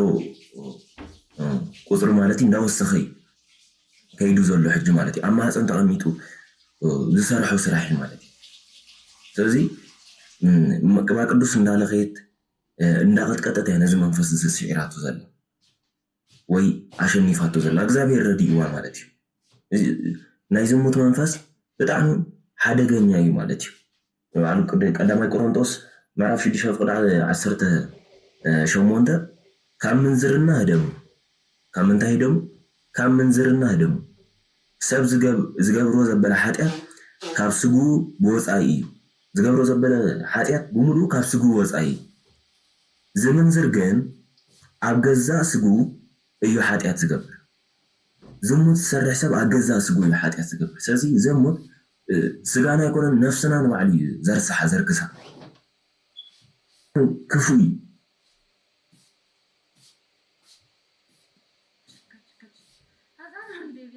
የመኖርህ ምልክት ምንድን ነው? ማህፀን ለምታሳየው ብዙ ሰው ነው ተሳረገኝም ግን አንዳንዴ ፔሬድ ምናምን ሲሆኑ ወደታች ወጋ ምናምን በቃ ከዛ በጣም የሴክስ ፊሊንግ እንዲኖራቸው አደርጋለሁ። እሺ ዝም ብለው የሚያረጉትንም አያረጉትንም ነው ስሜት እንዲኖራቸው ማድረገው። ለምን እንዴ እንዲመኙት ነው እንዲመኙት። እንዴ ታዲያ እንዳንተ ቄሱ ምኑ መነኩሴው የታውቆኝ ነው የሚያደርገው። ታዲያ እንዲሰማው አደርጋለሁ እንዲፈልግ ቆንጅዬ ሴቶችን ምናምን አመጣለሁ ከአይነ ጥላ ጋር ተባብረን በጣም አንድ ምን አይነ ጥላ መንፈስ በሐንሳ አይነን ሰርሕ ይዝብ ዘሎ ከመይ ጌርካ ከተብል ምስ በልዎ ሓደ ስሚዒቶም ይቅስቅሰው ብላለሁ ስለዚ ብሕልሞም ፅቡቃት ኣወልድ ብሕልመን ፅቡቃት ኣወዳት እንዳርኣየ እዚ ቀስ ብቀስ የላማመድ ማለት እዩ እዚ ናይ ዝሙት ህይወት ዘይፈልጥ ዝነበረ ሰብ ወይ ኣብቲ ህይወት ተኣትዩ ዘይፈልጥ ሰብ ብሕልሚ ሓንቲ ጓል መፅያ ክትራኸቦ ተደጋጋሚ ምስ ረኣዮ እዚ ነገር እዚ ጥዑም እዩ ማለት እዩ እናበለ ቀስ እናበለ ናብ መስመር ይኣቱ ማለት እዩ ለምን ከአይነ ጥላ ጋር አሁን መጨረሻ ላይ ራሱ ሴትና ወንድ አድርጌ የከፈልኳቸው እኔ ነኝ የዝች ላይ ያሉትን መንፈሶቹ ነው እንዲቀበሉ ነው ሴትና ወንድ አረግና ብዙዎቹ ላይ አሁን የወንድ እንትን ይዘጋል አይደል አይነ ጥላው ሴቶቹ ላይ የወንድ ፍላጎታቸውን ይዘጋል እኔ ደግሞ ከሴት ጋር እያሳደርኩኝ ሴት እንዲመኙ ሴት እንዲፈልጉ ምናምን ፊልሙን እንዲያዩ አደርጋለሁ ሴቶች እዚ በዛ ጊዜ ሰዓት ዘሎ ሕማም እዩ ዝባል ምስጓል ወድን ወዲ ናይ ግብረ ሰዶም ህይወት ከም ዝላማመዱ ይገብር ይብላሉ ብፍላይ ኣብ ሓደ ሰብ ኣብ ውሽጢ ሓደ ሰብ ናይ ጓልን ናይ ወድን ዓይነት ስምዒት ከም ዝህልዎ ይገብር እዩ ዘሎ እቶም መናፍሲ ይኸፍሎም ማለት ስርሖም ይምድቦም እዩ ዝብል ዘሎ እዚ ሓደ ሰብ ግን ክልቲኦም መናፍሲ ከም ጓል ኮይና ተጥቆዐላ ከም ወዲ ኮይኑ ካዘ ተጥቆዐሉ ማለት እዩ ኣብቲ ሰብ ስለዚ ኣይነ ጥላ ዝበሃል መንፈስ ነቲ ወዲ ኣብ ኣዋልድ ዘለዎ ስምዒት ባዶ ከም ዝኸውን ገይሩ ስለዚ በሰዓት እዚ ስርሑ መን ይሰርሕ እቲ ውሽጢ ዘሎ ናይ ወዲ ኣይነ ጥላ ማለት እዩ እታ ናይ ጓል ኣይነ ጥላ ኣብ ኣዋልድ ዘለዎ ስምዒቱ ተቕንሰሉ ማለት እዩ ኣዋልድ ከም ዝፀልእ ኣዋልድ ከም ዝፃረፍ ኣብ ኣዋልድ ዘለዎ ኣረኣያ ዝወረደ ከም ዝኸውን ትገብሮ እቲ ወዲ ከዓ ኣብ ኣወዳት ዘለዎ ስምዒት ፍሉይ ከም ዝኸውን ገይሩ ስለዚ ብሕልሙ ናይ ወዲ መልክዕ እንዳመሰለ ምስ ሓደ ወዲ ናይ ግብረ ሰዶም ዝኾነ ስራሕ ከም ዝፍፅም ብሕልሙ ከም ዝፍፅም ይገብሮሞ ሽዑ ቀስ ብቀስ ብሕልሙ እንዳማሚዶ ኣሎ ኣብ መወዳእታ ብተግባር ከም ዝፍፅሞ ይገብር እዚ ግብረ ሰዶም ይገብሮ ናብ ግብረ ሰዶም ንክኸይድ ግን እዚ ሴፓት እንዳሓለፈ እዩ ዝወስዶ ማለት እዩ ኣብ ውሽጡ ጓልን ወድን ኣይነ ጥላ ከም ዘለዎ መርኣዩ እንታይ ከም ናይ ግብረ ሰዶም ንፍፅም ወይ ምስ ጓል ክንረኸብ ክልቲኡ ከምንርኢ ይገብረና ማለት እዩ መንፈስ ለምን ጋጠወጥ እንዲሆኑ ወደ እኔ መንገድ እንዲመጡ ጭንቅላታቸው ማመን እንዲችል ያንን ነገር ከዛ በኋላ እንደዚህ አይነት ሳቲስፋክሽን አለን ብለው ለመሞከር እንዲጥሩ ግን ለምን አስፈልገ ይሁን ማሳት አይደል እንዴ ዋናው ነገር ማሳት አይደል እንዴ ነገርኩክ እኔ የሰው ልጅን ማልጥ በቃ ትልቁ ማሸነፍበት ነገር ዝሙት ነው ሁሉንም ለእግዚአብሔር ተገዛው ሚላውንም ለሰይጣን ተገዛው ሚላውንም ዝሙት ለዛ የሁሉም ኦርጋናይዜሽን መሰረት ዝሙት እንዲሆን ፈልጋለሁ ይሄ ነው ፈልግ አላማ እዚህ ላይ ብቻ ነው በቃ ማሳት ነው ይሄ ነው መሆንበት በተለይ ወጣቱ እሳት ነው መሆንበት ውስጡ ነው እንደዚህ ምጣው አፈራዋለሁ እንኳን ደግሞ ለሚጠጣልኝ ለሚያጨስልኝ ለሚቀምልኝ አይደለም ምንም ባያረግ ራሱ ዝም ብሎ በቃ ፊሊንግ እንዲኖረው ዝም ብሎ ልብ ውስጥ ነው የምትቀመጥ እዚህ ከመኝ መስልኩም ሓደ መንፈስ ታይዱ ለሎ መንፈሳዊ ዝብል ንሰይጣን ዝሰግድ ይሁን ብዘይ ገድስ ብዝሙት ኩሉ ከም ዝወደቀ ዝገብሮ እዩ ዘሎ መሳሪሒ በቃ ዋና ዝሙት ከም ዝኾነ ዝደሊ ወይ ከምኡ ዝገብር እዩ ዝብል ዘሎ እዚ አይምሮ ተቆጻጺሩ ሕልና ተቆጻጺሩ ዋላቲ ፊልም አይርእኒ ንዝሙት ናብ ዝሙት ነገር ዝወስድ ናይ ዝሙት ሓሳብ ዘምጽእ ኣብ አይምሮና ኮናኩም ዓይነት ዝወስድ ነገር እንኳን ምንም አይርእኒ ንዝብል ሰብ እቲ ስምዒት ከም ዝስምዖ ዝገብር ዝብል ዘሎ እዚ ብፍላይ ምስ ፊልሚ እዚ ናይ ፊልሚ ኢንዱስትሪ ዝበዝሕ ሕጂ ብፍላይ ካብ 2000 ቅድሚ እውን ንብዙሕ ዓመታት ተሰሪሕሉ ካብ 2000 ንዳሓር ዘሎ ግዜ ግን ብሙሉኡ ምስ ደም ዝተተሓሓዘ እዩ ወይ ናይ ሆረር ፊልም ሓደገኛ ዝኾነ ምስ ደም ሰብ ክቃተሉ ነንሕዶም ደም ክፋሰሱ ወይ ከዓ ምስ ዝሙት ዝተተሓዘ ካብዚ ክልተ እዚ ምስ ታሪክ ዝተተሓዘ ትምህርቲ ዘለዎ ገለ ተገዲፍ ይኾኑ ምስራሕ ዋላ ክሰርሑ እንድሕር ኮይኑ ግዴታ እውን ናይ ዝሙት ነገር ክእትውሉ ግዴታ ስለዚ ኤሮቲክ ዝኾነ ፊልምታት ብፍላይ ሮማንቲክ ዝኾነ ነንሕዶም ክሰዓሙ ደሎ ገለ ብፍላይ ኣብቲ ናይ ቀደም ጓልን ወድን ኢንዩ ዋላ እቲ ከምኡ ፊልም ክሰርሑ ከሎ ማለት እዩ ሕጂ ሰልጢን እቲ መንፈስ እውን እንዳቀየሩ ይኸይዱ ልክ ኣብቲ ናይ ግብረ ሰዶም ጎሞራን ዝነበረ ግዜ ማለት እዩ ነንሕዶም ወዲ ንወዲ ጓል ንጓል ከም ዝራኸቡ ከም ዝፍፅሙ ዝገበረ ማለት እዩ ልክ ኣብዚ ሕጂ ሰዓት እዚ ከዓ ናብ ከምኡ ዓይነት ደረጃ ኢና ንኸይድ ዘለና ማለት እዩ እዚ እቲ ሮማንቲክ ዝነበረ ፊልም እውን ተቐይሩ ግዴታ ናይ ሓንቲ ወድን ናይ ሓደ ወድን ናይ ሓንቲ ጓልን ፊልም ዳ ይኹን ዳ እምበር ኣብቲ ውሽጢ እሱ ግን ናቶም ምስቶም ቀንዲ ኣክተራት ዕሩኽቶም ኮይኖም ዝሰርሑ ግብረ ሰዶም ዝኾኑ ሌዝቢያን ጌይ ዝኾኑ እዮም ማለት እዩ ብቪድዮ መልክዕ እናተሰዓዓሙ እዮም ዘእትውዎ ውኖ እዚ ዝገብርዎ ተማቆልዑት ነዚ ክርኢ ከለዉ ሓደ ኣብዚ ዳ ኖርማል እዩ ማለት እዩ እንታይ ሽግር ኣለዎ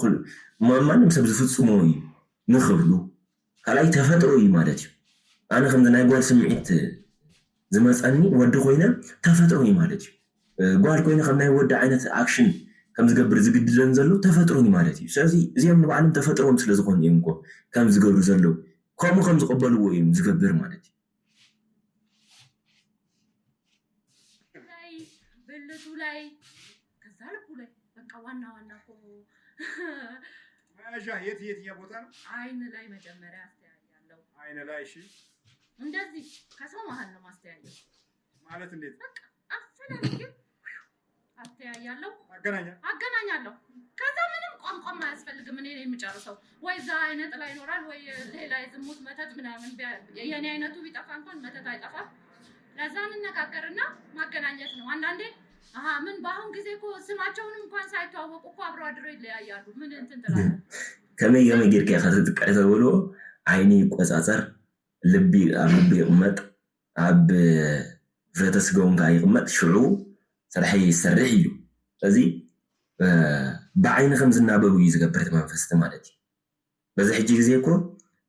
ምንም ከይተፋለጡ እሳ መን ምዃኑ እሱ መን ምዃኑ ከይተፋለጡ ብሓንሳ ሓዲሮም ዝፈላለዩ ኣለዉ እዩ ዝብሉ እዚ ብዓይኒ ጥራይ ከም ዝረዳድኡ ይገብር ንምንታይ ኣብኡ ዘሎ ናይ ዝሙት መንፈስ ምስ ታብታ ጓል ዘሎ ናይ ዝሙት መንፈስ ይኹን ምስ አይነ ጥላ ምስ ናይ መተዛእቶ ምስኡም ዝናበቡ ማለት እዩ እዚ ክልቲኦም ንውድቀት እዮም ዝሰርሑ ብሓንሳ ኣብ ሓንቲ ዓራት ከም ዝወድቁ ገይሮም ብዝሙት ከም ዝረኽሱ ይገብሩ ማለት እዩ እዚ ስራሖም ፈፂሞም ወዲዮም ኣለዉ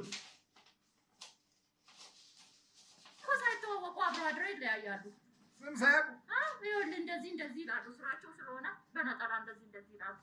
እያንዳንዱ እንደ ቀላል ነገር በቃ ሰውን አገኘከው ጨበጥከው ሻይ ቡና አልከው ተለያየው ልክ እንደዛ እንደውም እሱ ሻይ ቡና ለማለት እንኳን ገንዘብ ያስፈልጋል እኔ እንደ አራዊት በየዛፉ በየምኑ እንደ ዘመናዊነት በየመኪናው እንደዛ ነው ፈልገው ይሄ ነው ፈልገው እዚህ ውስጥ አንተ ምን አገባህ እንዴት ምን አገባህ ዋናው ዓላማችን ሰውን ከነዚህ ማለያየት ነው አንድ በሚቀጥለው ደግሞ ለኛ ተገዢ ማድረግ ሁለት የሰው ልጅ እኮ በዝሙት ከተያዘ ሁሉም ነገር ነው የሚጥለው እዚህ ምስ ቅዱሳን ዋና ዓላማናስ ምስ ቅዱሳን ምስ እግዚአብሔር መፍልላይ ቀንድ ዓላማ እዚህ በዛ ሕጂ ሰዓት ኣብ ትሕቲ ገረብ ኣብ መኪና ኣብ ዘመናዊ ዝኾነ ነገራት ዝሙት ከም ዝፍጽሙ ብስም እንኳን ንባዕሉ ከይተፋለጡ መኒሽሞ ከይተፋለጡ ናይ ዝሙት ስራሕ ሰሪሖም ከም ዝፈላለዩ ኢና ንገብር እዩ ዘሎ ልክዕ ሰብ ተራሂቡ ሰላም ተባሂሉ ካብኡ ሻህቡን ኢሉ ተዛዕሊሉ ከም ዝኸይድ እዩ ዘሎ ሻህቡን ንምባል እንኳን ንባዕሉስ ገንዘብ የድሊ በዚ ሕጂ ሰዓት ግን ናይ ዝሙት ስራሕ ንክፍጽሙ ግን ምንም ገንዘብ ዝበሃል ኣይሓትን እዮም በቃ ይራኸቡ ጉዳዮም ፈፂሞም መመገዶም መኻዲ ሽዑ መስካለ ጓልኮም ኻ ትወዲ እሳኻ መስካለ ወድኻ ግዚኡ ብከምዚ ምብኻል ማለት እዩ እዚ ዋና ዓላማይ ክዝሙ በዚ ጉዳይ በዚ ውሽጢ እንታይ ምልከተካ እንታይ ስራሕ ኣለካ ስኻ ተብልዎ ብዝሙት ከም ዝወድቁ ጌራ ሓደ ሰብካ ብዝሙት ወዲቁ ማለት ንኩሉ ነገር እዩ ዝግዛእ በቃ ንኩሉ ነገር እዩ ዝምበርካ ንሓጢኣት ማለት እዩ ንሓጢኣት ተገዛኢ ዝኸውን ንሓጢኣት እዩ ዝምበርካ ምኑ ይጥላል ዝናውንም ክብሩንም ማረጉንም ምኑንም ኤቭሪቲንግ ቀፎ ዝኑ ክብሩ ዘለዎ ቦታ ኩሉ ባዶ እዩ ዝኾን ብዝሙት እንድሕር ወዲቁ ንዝሙት እንድሕር ተገዚኡ ማለት እዩ ዝበዝሑ ነገስታት እንድሕር ሪኢኹሞ ብታሪክ ዋላ እንድሕር ምልስ ኢልና እንድሕር ፈቲሽና እንድሕር ኣፅኒሕና ዝበዝሑ ነገስታት ብምንም ተኣምር ኣይወድቁን እዮም ማለት እቶም ኣዝዮም ብርቱዓት ሓያላት ዝበሃሉ ዝወደቁ ብዝሙት እዮም ወዲቆም ኩሎም ኣብ መፅሓፍ ቅዱስ እንኳን ንባዕሉስ ሳምሶን ሪኔዮ ኮሚን ንጉስ ሰሎሞን እውን ከምኡ ተመሳሳሊ ማለት እዩ ብናይ ኣሕዛብ ናይ ዝሙት መንፈስ ተፈቲኑ ማለት እዩ ወዲቁ እዩ እዚ ዓበይቲ ነገስታት ዝበሃሉ ኣለዉ ዝበሃሉ እንኳን ካብ ንግስንኦም ዝወርዱ ካብ ዘለዎም ክብሪ ዝወድቁ ብዝሙት እዩ ብካልእ ብምንም ተፈቲኖም ምውዳቕ ዝኣበዩ ብውግእ ብኩሉ ከውድቕዎም ፈቲኖም ካልኦት ነገስታት ምውዳቕ ዝኣበይዎም ብዝሙት ክፍትነዎም ከሎ ግን ሽዑ ይወድቁ ማለት እዩ እዚ ሓደ ሰብ ብዝሙት ክወድቕ ከሎ በቃ ተንበርኪ ከሎ ሽዑ ማለት እዩ ኢዱ ይዝል ምንም ሽግር የብሉ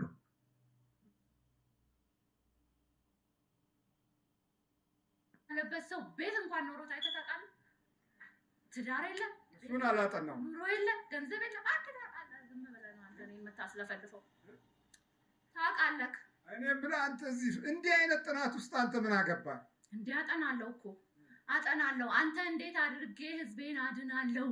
እንዴት አድርጎ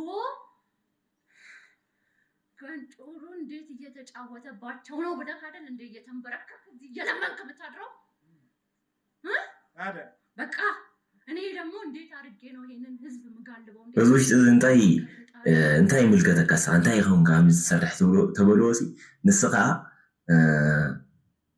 ዲያብሎስ ተጻውትሉ ነዚ ህዝብ እዚ ካ ክትምርከኽ ክጽልይ ኮንካ ናብ ዝተሓድር ኣነኻ ነዚ ህዝቢ ከመይ ገይረይ ዘስሕቶ ኢለ እሱ ይስርሑ ገብል መደብ ከውፅእ ዝውዕል ስኬጁል ዘውፅእ ንሱ ዲያብሎስ ናይ ክፍኣት ስራሕ ይስርሑ ካልእ ምንም ስራሕ የብሉ ንደቂ ሰባት ንኸውድቕ ተንኮል ከም ዝሰርሑ ንኽገብር እሱ ይስርሑ በቃ ንኽገብሩ ማለት ለሰከንድ ይሄ ፈጣሪ እንዳለ ያውቃል ፈጣሪን ማሳት ነው እኔ ግን ጭራሽ ፈጣሪ እንዳለ እንዲረሱ ነው ማረገው አንተ ደግሞ እንዲረሱ ይሄ ገና መመራመር ነው ለምን እንትን ከቼጉቬራ ይሻላል ከፈጣሪ ምናምን ቼጉቬራ ይሻላል ምናምን። አንተ ሰይጣን ነው አንቺ ልጅቷ አይደለችም እኮ የምታወራው። እኔ ምን አውቃለሁ ታዲያ? አልተወራም አልኩህ እኮ ይሄ እኛ እንደዚህ እንዲህ ተደርጎ የተለቀቀን ዝርት ታውቃለህ? እንደዛ የኛውን ትውልድ እንዴት ነው እንደው ምን ከቀድሞ የአባቶቻችንን ታውቃለህ? ለመሆኑ ድሮቹ አውቃለሁ። የዛኔ እኮ ያልተስፋፋ ነው አቅም ስለሌለን ነው እንጂ ሳንኖር ቀርተን መሰለክ እንዴ? ድሮ አዎ አለን። ወደዛ ወደ ሀገራችን ወደሚቀበሉን ነበር እኔ ዛኔ ወደሚያዘንጡን። አሁን ወደዚህ መጣል። አሁንማ ናይ ቀደም አቦታና አዴታትና ዝፈልጥዎም ዶ ከመይ ነይሮም ኢሎም ተሓተትዎም ዝገርም እዩ ብጣዕሚ እኮ መንፈስ ማዕረ ክንደይ ከም ዝፈተሸና ውሽጥና ከም ዝመርመሩ መረዳእቲ። መንፈሳዊ ሰብ ብማንም ኣይምርመርን ግን ኩሉ እዩ ዝምርምር እዩ መፅሓፍ ቅዱስ። ክርስቲያን ብማንም ኣይምርመርን ግን ኩሉ ይምርመር። በዚ ሰዓት ግን ኩላትና ተፈቲሽና ተመርሚርና ኢና። እዚ ዲያብሎስ ናይ ውሽጥና ፈሊጡ ከመይ ከም ዘጥቃዕና ከም ዘሎ ረይዎ። እዚ ናይ ቀደሞ ኣቦታት ዓቕሚ ስኢኖሞ ስለ ዝነበሩ እዮም ስርሑ ክሰርሕ ኣይከኣል ናብ ዘዘንጡን ይኸይድ ነይረ። እዚ ኣብ ኤሮጳ ማለት እዩ በዓል ኤሮጳ ኣሜሪካ እሶም እናቱ ዝፍፅምሉ ነይሮም ናብኦም ከይዱ ኣብኦም ይሰርሕ ነይሩ ማለት እዩ። በዚ ሰዓት እዚ ግን ዝደኸምና ስለዝኮንና ንሕና ካብ ናይ ኣቦታትና ታሪክ ስለ ዝወፀና ካብ ናይ ቅዱሳን ታሪክ ስለ ዝወፀና ጾም ጸሎት ስግዳን ስለ ዝረሳዕና በዚ ጉዳይ እዚ እውን ሲሪየስ ኮይኑ ዝመሃረ መምህር ስለ ዘየለ ኣቦናዮም እኮ እዚ ስግዳን ማዕረ ክንደይ ጥቕሚ ከም ዘለዎ ጸሎት ቤት ኣዳሊና ገዛና ንድሕር ሰጊድና እቲ መንፈስ ቀጥቂና ክንኣስሮ ከም ንኽእል ዝመሃሩ ኣቦናዮም። ብድሕሪኡ ካብኡ ከዓ ብዙሓት ኣቦታት መፅኦም ማለት እዩ ድሕሪኦም። እዚ ዝደኸምና እዚ ስለ ዘይፈለጥና መንፈስ ኣብ ውሽጥና ኣትዩ ስርሑ ንክሰርሕን ከም ድሌቱ ንክፃወተናን ማዕፆ ከፊትና ኢና ዕድል ፈጢርና ኢና ማለት እዩ።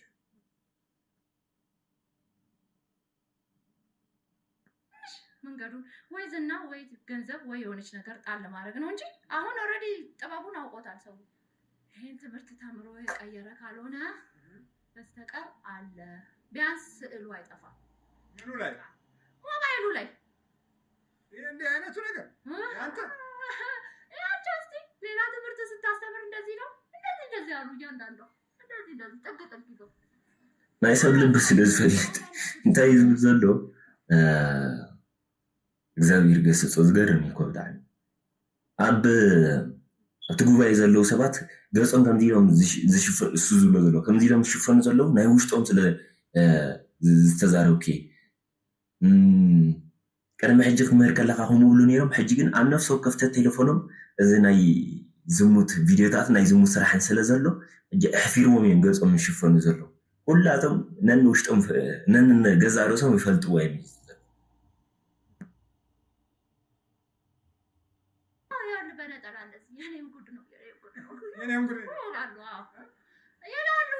አሁን እንዴት ሆኖ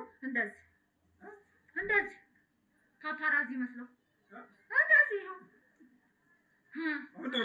ፓፓራዚ ምንድን ነው? ፎቶ ምናምን የሚያነሳው ነው። ፎቶ ምናምን የሚያነሳው ተደብቆ የሰዎችን ሚስጥር እንትን የሚለው ይኸው እንደዚህ አሁን አሁን ግማሿ ደግሞ ትሄድና ታያለች። እንዲህ እኮ ነው የምናደርጋቸው። ሴክስ ፊልም እናሳያቸውና ልክ እንደዛ አይነቱን ሰው ድሪም እንዲያደርጉ እናደርጋለን። አይነ ጥላው ምኑ ሲጫወትበት መንፈስ መሆኑን አያውቅም። እሱ ደግሞ ልጅነት ስለች የምታውቀው አንተ ነው የምታውቀው። እሱ አታውቅም። ሌላ ድርጅት አለ፣ ሌላ ዓለም አለ። ሰው የሚያንቀሳቅሰው ሳይሆን መናፍስት የሚያንቀሳቅሱት ዓለም አለ። ግን በጣም የሚገርመው ግን ከኢኮኖሚና ከስነ ልቦና ሰብ ምንም ትፈልጦ ይብላል። ዝገርም እኮ ብጣዕሚ ግን እቲ መንፈስ ረይዎ ኩሉ ነገር እዚ ካልእ ዓለም ኣሎ እዩ ዝር ዘለዎ ኣቦ ካልእ ዓለም ኣሎ። ሰብ ዘንቀሳቅሶ ዘይኮነስ ርኩሳን መናፍስቲ ዘንቀሳቅስዎ ማለት እዩ። ኣንደርወርልድ ድብል ፊልም ንባዕሉ ዝሰርሖ ነዚ ንምግላፅ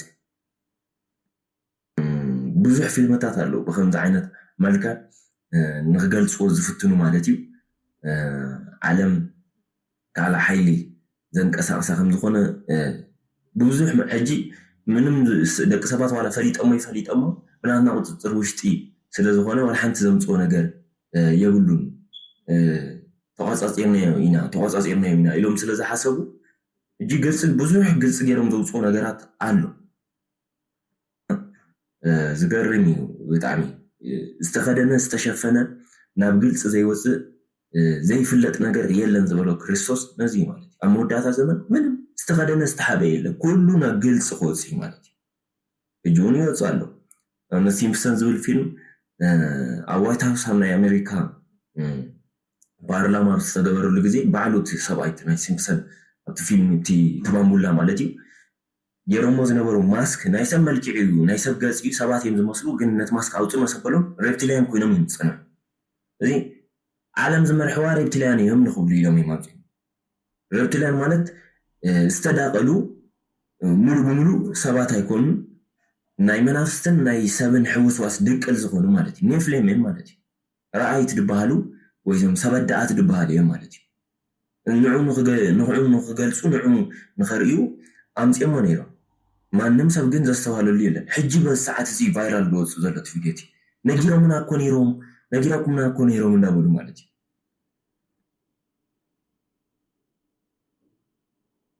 አይነት መንገዶችን ተቆጣጥሮ መርቶ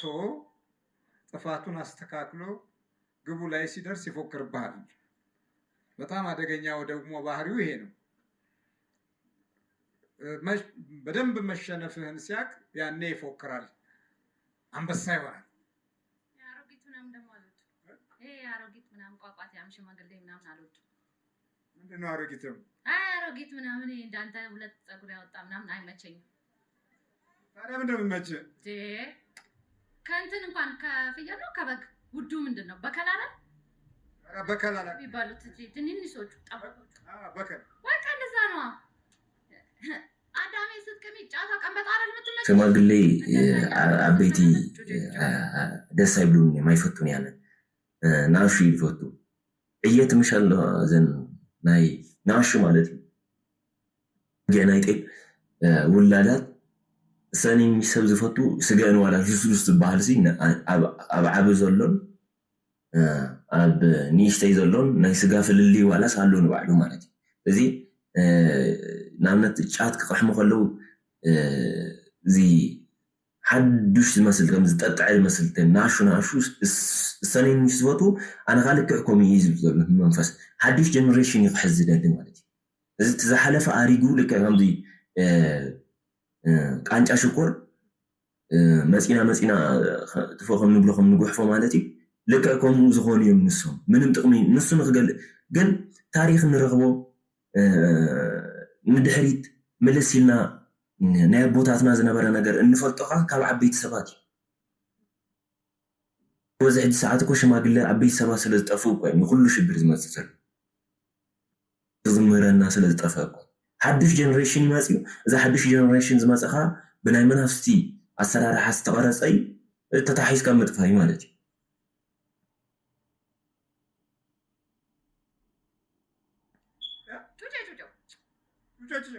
ሰውነታቸው ወንድ ቢነካቸው የሚፈርጡ የሚመስሉትን 12 13 11 እስከ 15 ምን መለምለው እስከ 15 አለ እሱንና ቆንጆቹ ነው። ከዛ በኋላ አዳሜ በሙቪ እሱን እንለቅለታለን በፊልም እሱን ያይና እንደሱ አይነት ሰው ሚስቱ ከየት መታ ደስ ትለዋለች። ከዛ በኋላ ናይቲ ኢንዱስትሪ ዝብሮ ሰራራሕ ይዛረብ ዘሎ ንኣንሹ ዝኾኑ ቆልዑት ብፍላይ ካብ 13 14 15 ዘሎ ዕድሚዮም ማለት እዩ ኣሰልጢኖም ከም ዝወፁ ይገብሩ ሽዑ ብቪድዮ ቀሪፅና ንዝርጋሓሎም እዚ ሰምንዑ ምስ ረኣየ ሰበይቱ ደስ ኣይትብሎ ናይ በቃ ሰብ ሓዳር ዝኾነ ማለት እዩ ኣካላቶም ተተንኪፉ እንኳን ንእሽተይ ትንክፍ እንድሕር ኣቢልናዮ እንኳን ዝረስሑ ዝመስሉ በቃ ፅቡቃት ዝኾኑ መሪፁ እቲ መንፈስ ማለት እዩ ሰብ ክሪኦም ከሎ ንባዕሉ በዝናቶም መልክዕ ተጠቂሙ ክሰርሓሎም ስለ ዝደሊ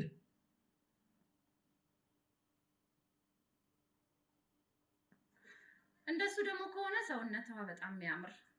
እንደዚህ ቅርጽ እናደርገዋለን። ሰውነቷ እንደዛ ከሆነች በጣም ቆራጣ ምናምን አሁን ችግር የለም ፀጉሩም ይቀጥላል። ይሄ በመልክዕ ክረአያ ከለዋ ወይ መልክዕን ፅቡቃት ዘይኮነ ዝበሃላስ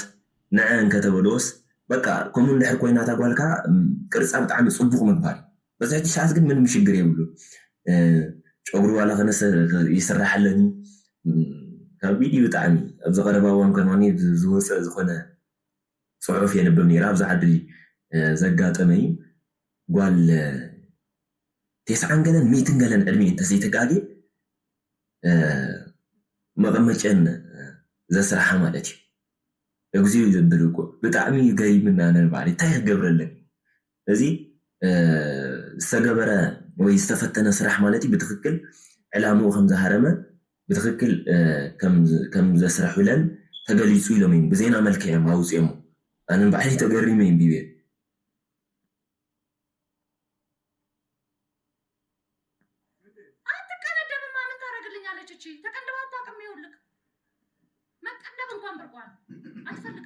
አንተ እያለህም አልገዛሃትም እንዴ? ስንት ጊዜ ፀጉር ቤት እየሰራሁት ኧረ በእናትሽን ቀንድብሽ ትንሽ ከስር እናንሳሽ ትላለች። ኪሳራ በቃ ለምን ገባ ታዲያ? ይሄን ምንም የማታደርግ ሳያት በቃ ቀጭንዬ ናት፣ ቆንጅዬ ናት፣ በጣም ታምራለች። ከዛ በቃችን ትንሽ ብቻ ማድረግ ነው ብዬ ትንሽ መንገድ ማሳየት ነው ብዬ ገባው። በቃ ማነው ስምህ ማን ነው የምትለው? እዚ ፀጉራ ዋላ ንባዕሉ ክስራሕ ከላ እዚ ፀጉራ ክትብል ከላ እና መሻጢት ክትከይድ ከላ ፀጉሪ ዓይና ክነስተኻኽለልኪ ከምዚ ከኣል ያላ ማለት እዩ ቅርፂ ክትሕዛላ ኣይደልን እያ ትብል በቃ እቲ መንፈስ ከልኪላቶ ማለት እዩ ምንም ስርሑ ክሰርሕ ኣይከኣለን ቀጣን ኮይና ፅብቕቲ ቆልዓ ከላ ዝኣተኸዋ ንእሽተይ ነዚያ ሰብ እዚኣ ንእሽተይ መገዲ ንሕራር እያ ብኡ ጌራ ናተይ ስራሕ ክስርሓለየ እሱ መደብ ገይሩ ሒዙ መፂና ውሽጣ ዝኣተዋ ማለት እዩ እዚ ግን ክሰርሓሉ ኣይከኣለትን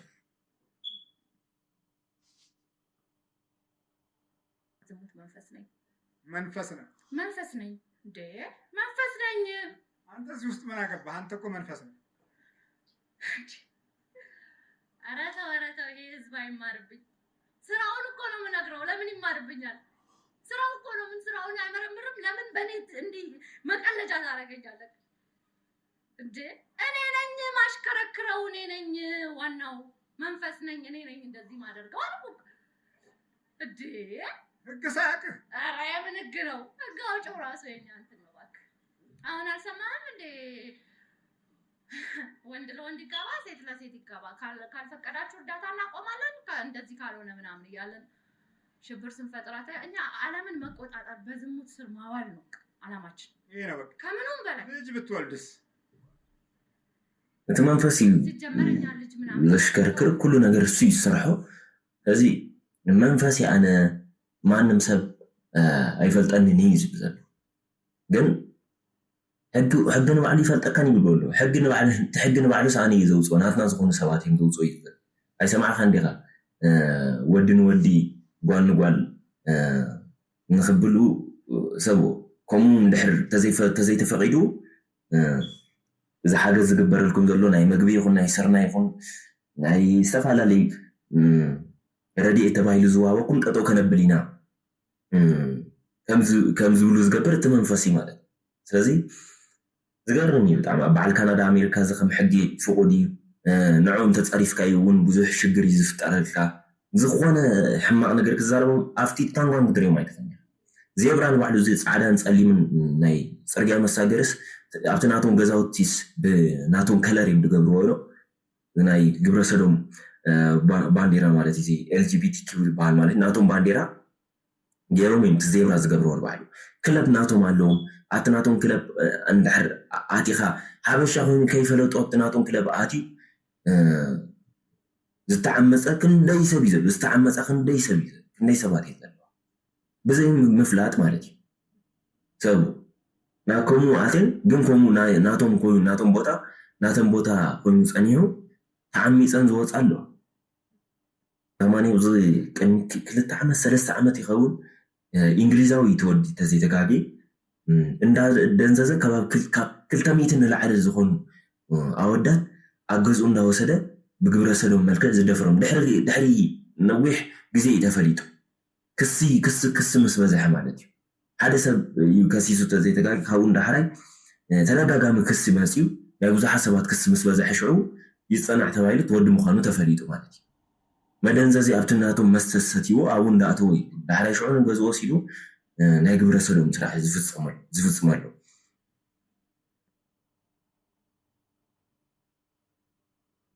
ወልዶ ምናምን እንደዚህ እናት ምናምን አንፈልግም ያረዛ ጻዳ ብሎ ፏቋ ቀንበር ብሎ የሚኖር ሰው ነው እንዴት ነው ፏቋ ቀንበር በቃ ፋሽኑን ስንይዝ ላሳይክ ደግሞ ውላድ ነው ዓለም ዓረኽ እንደይከም ጸልእ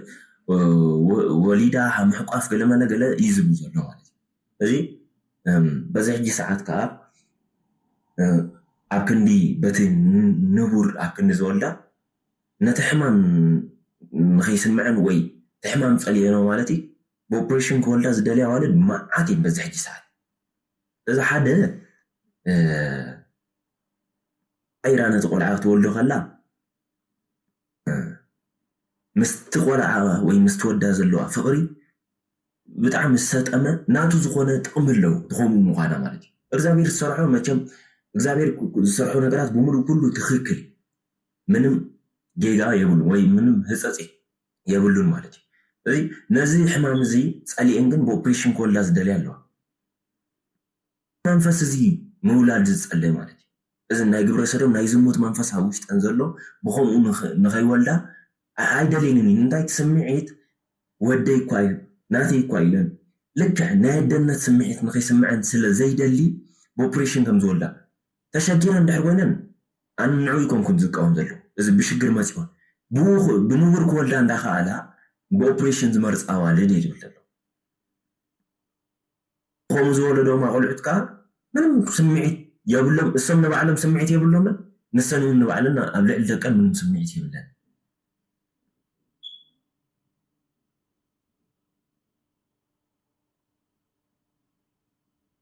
ላላል ከዛ ትመለመላለች ከዛም እኮ ትመለመላለች ነገርኩ ቅድም ፋሽኑንም ፊልሙንም ገበያውንም እናስይዘው ሰውነታቸውን ምንቀርጸው በፋሽኑ ምንመጣው ምን ምንለው ለኛ እንዲመቹልን ነው አልኩክ እሺ እንዴት ነው አካሄዱ እሱን ብቻ አላሳየን ባንተ አካሄድ ሞዴል አጠፋም እዚህ ውስጥ የመለመል ነው እሺ እንደዚህ ወረድ ምንድን ነው የውዝውዝ ውስጥ ታዲያ ምን ይጠቅማል ዋናው ውዝዋዜው እንቅስቃሴው ማን እንደዚህ ያሉ መሄድ አይቻልም እንዴ እና ታዲያ ዋናው እንቅስቃሴ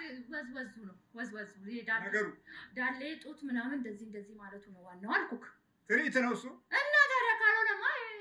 እርምጃ መቆነ የነጠላም ለብሶ እንዲህ የሚለው እርምጃ ነው እና ታዲያ ለየት የሚለው በምንድን ነው ለየት የሚለው እንቅስቃሴ አለው ናይ ሞዴልነት ሸው መርኣይ ንባዕሉ እቲ ዘርእይዎ ዓይነት ምንቅስቃስ እዩ ዘርኢ ዘሎ እሱ ንባዕሉስ ንዝሙት ዝጋብዝ እዩ እታ ጓል ኣብቲ ናይቲ ዓይኒ ወዲ ከም ተኣቱ ምግባር ትወዲ እውን ልክዕ ከምኡ ማለት እዩ እዚ ተዛዋሪ መገዲ እቲ መንፈስ ከምኡ ዝገብር ተታሒዞም ናብ ዝሙት ንክወድቁ ዕላማ ገይሩ ማለት እዩ ሽዑ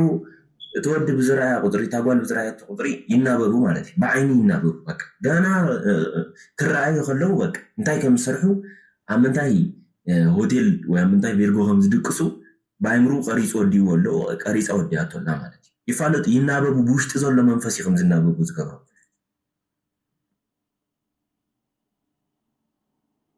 እሱን አስተያየትም አለው እንደዚህ ምናምን እንደዚህ ለዛ እሱን እያደረጉ ሰውን አትራክት ማድረግ ነው ሞዴሏንም እኮ ይባላል እሱም የሚገባ አንደኛው ክፍል ነው እኛ ነገርኩ ከስንት ሰው እንድች ወይ እንደዚች አልሰራም ብሎ ይቀራል ወይ ከስንት ሰው አንድ ነው እንደዚህ በእንትን ሳይሄድ በሌጀንድ ጊዜያችን ጨረስን እኮ ይሄ ሌጀንድ ነው አፈ ታሪክ አንተ ነህ እኔ ነኝ ጥበቡን ይዤ እኮ ሰውን የተቆጣጠርኩት ዝም ብሎ እንትን ነው ቁጭ ብሎ አንቦ ይሄ እኮ ቢያንስ እንዳ ትንሽ አወቅን ቅድም አላየከው አልገባ ብሎ ትንሽ አወቅን የሚሉትን ነው እና መቀበል የሚችሉትን ትንሽ ነገር እንዲሚሉ ነጠላ የለበሱትንስ እንደው ነጠላ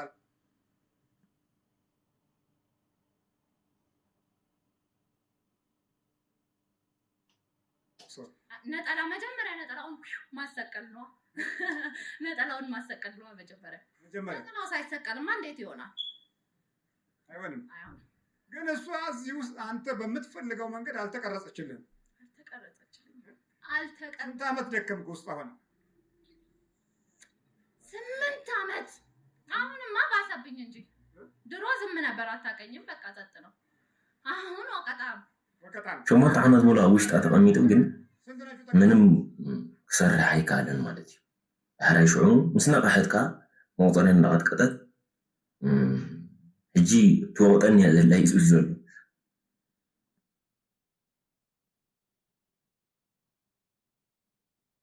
80 ሺህ ነን 80 ሺህ ነን ሰይጣን መተትም ይቀረናል እኔ ጭንቅላት መተት የእድል መተት ተንተበርከክ ናንተ ቶሎ ወሸና ራምባ እዚህ ግባ እንግዲህ እዚህ የመናፍስቱ ዓለም ውጊያ ይሄን ይመስላል ቀደም እንደተማርነው በእግዚአብሔር መንፈስ መቆም ካልቻል እንዲህ አይነት ጠላቶች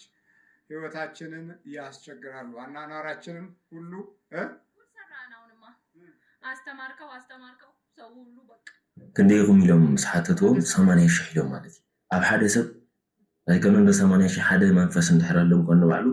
ፈተኑ ቀሊል ኣይኮነን ክፋኑ ወይ ማብ ዝተንበርክኹ ኢሎሞም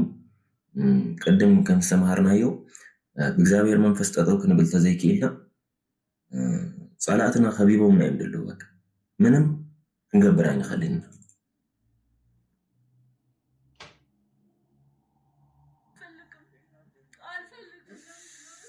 ምንድነው ደስ ይበል ማለት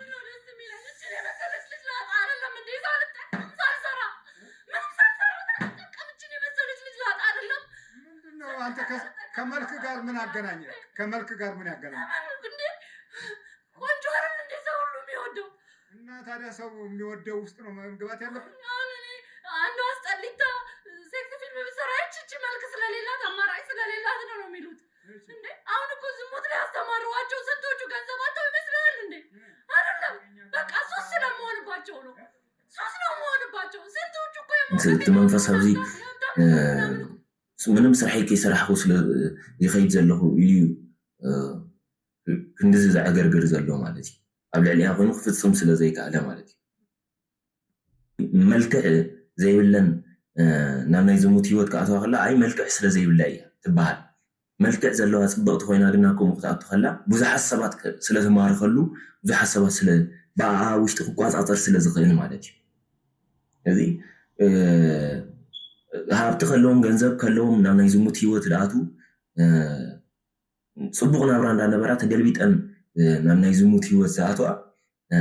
ኣነ ወልፊ ከምዚ ክኾነን ስለ ዝገብር እዩ ዝብል ዘሎ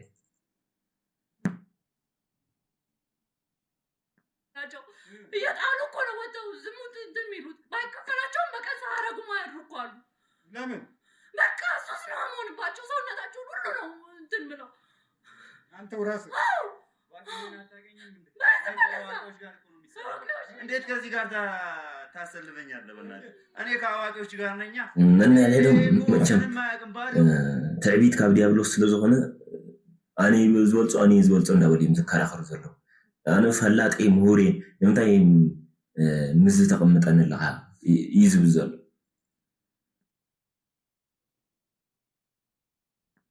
ምን አለ ብለህ ነው ሴስ ምንም የለም እኮ ስም ብሎ እኮ ነው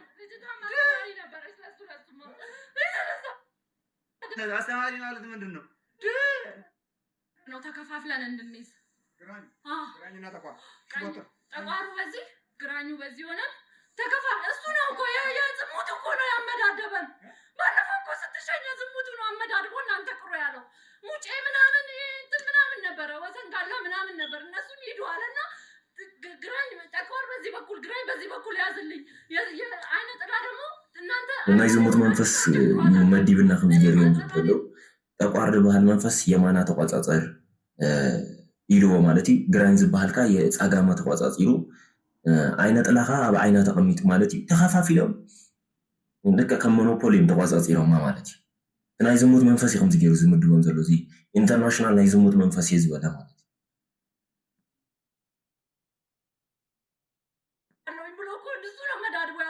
እዩ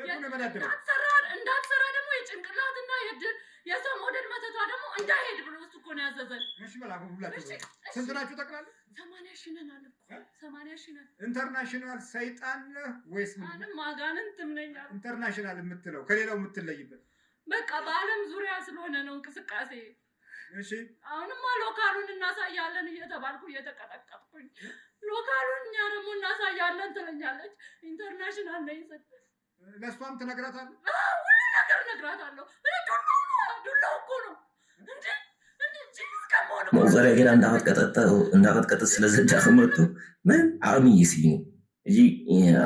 ኢንተርናሽናል እንዳበለ ይሱ ዘረብ ሳ ኢንተርናሽናል ሌጋ አነኻ ሎካል ከሪከ ከምኡ እንዳበለት እያ ተቅጥቅጦ ኩሉ ነገር ንዓ ነጊርና ኢና ይብል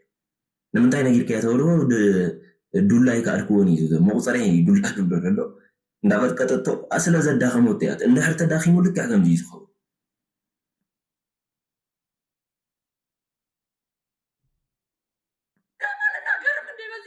እነዚህ የትውልዳችን መከራዎች ናቸው። እንግዲህ የመናፍስቱ ዓለም የዘመናችንን እውቀትና ሳይንስ ተገና አድርጎ ትውልዳችንን ይህን ያህል እንዴት ነው መንገድ ላይ እንደሚደፈጥጥ መንገድ እንደሚሰራ ሮሎ ህይወታችን ላይ ሄዶበታል። ገና ነን ደግሞ እንደዛም ሆነን ክፉዎች ስለሆነ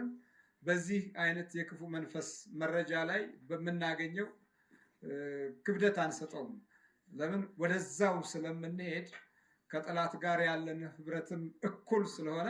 እንዳውም ጭራሽ እንናደዳለን። እዚ ናይ ዘወለዶና ፈተና እዩ ዘሎ ትክክል እዮም። በዛ ሕጂ ሰዓት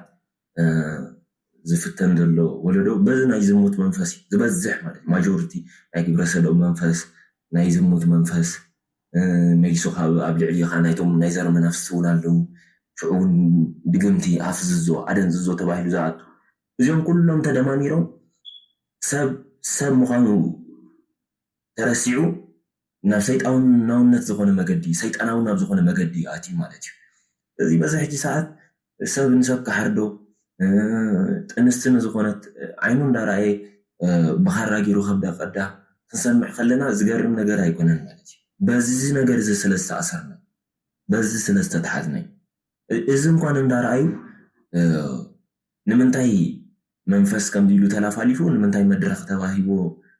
ከምዚ ጌርኩም ተዘራርቦ ኣለኹም ዝብሉ ሰባት ኣለው። ግን ንመንቅሒ እኮ ካ ነይሩ ንቑሑ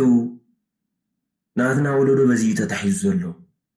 ስድራና እዚ ነገር እዚ ስለዘይተረድኦ ነዚ ሕጂ ዘሎ ወለዶ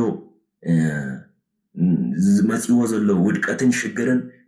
ጠንቂ ዝኾንና ንሕና ኢና። ስለዚ ንሕና ነቂሕና ስለ ሃገርን ስለ ወገን ስለ ቤተሰብ ስለ ደቅና ንፀሊ ስለ ነብስና ንፀሊ እዮም ዝብሉ ዘለው ጎን ግን ጎን ንጎኑ ከዓ ተቃወምቲ ኣለው። ዝገርም እዩ ብጣዕሚ በዚ ነገር እዚ ተኣሲሩ ክንደይ ወለዶ ኣሎ በዚ ተኣሲሩ ክንደይ ዝተጨነቀ ኣሎ በዚ ተታሒዙ ማንም ዘይርዳእሉ ማለት እዩ። ገዝኡ ኣትዩ በይኑ ኮይኑ ዝበኪ ገዛ ኣትያ በይና ኮይና ትበኪ ኣቦ ናታ ሽግር ዘይርዳእ ኣደ ናታ ሽግር ዘይትርዳእ ስድራ ቤት ደቆም ናይ ስድሮም ሽግር ዘይርዱ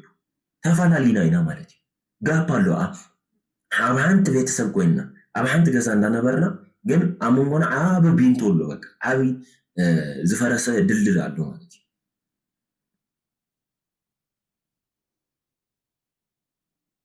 ጉባኤያችንን በጣም ከሚፈሩት ብዙዎቹ ሰዎች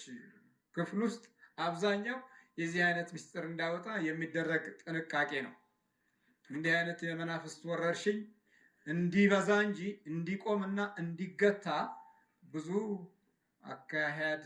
ሄደናል። ይህንን ለማፍረስ ይህንን ጉባኤ ለማፍረስ ይህን ጉባኤ ለመበተን የዚህ አይነት ምስጢሮች ሁሉ እንዳይወጡ የተደረገም ጥንቃቄ እንደሆነ ልንገነዘብ ይገባል።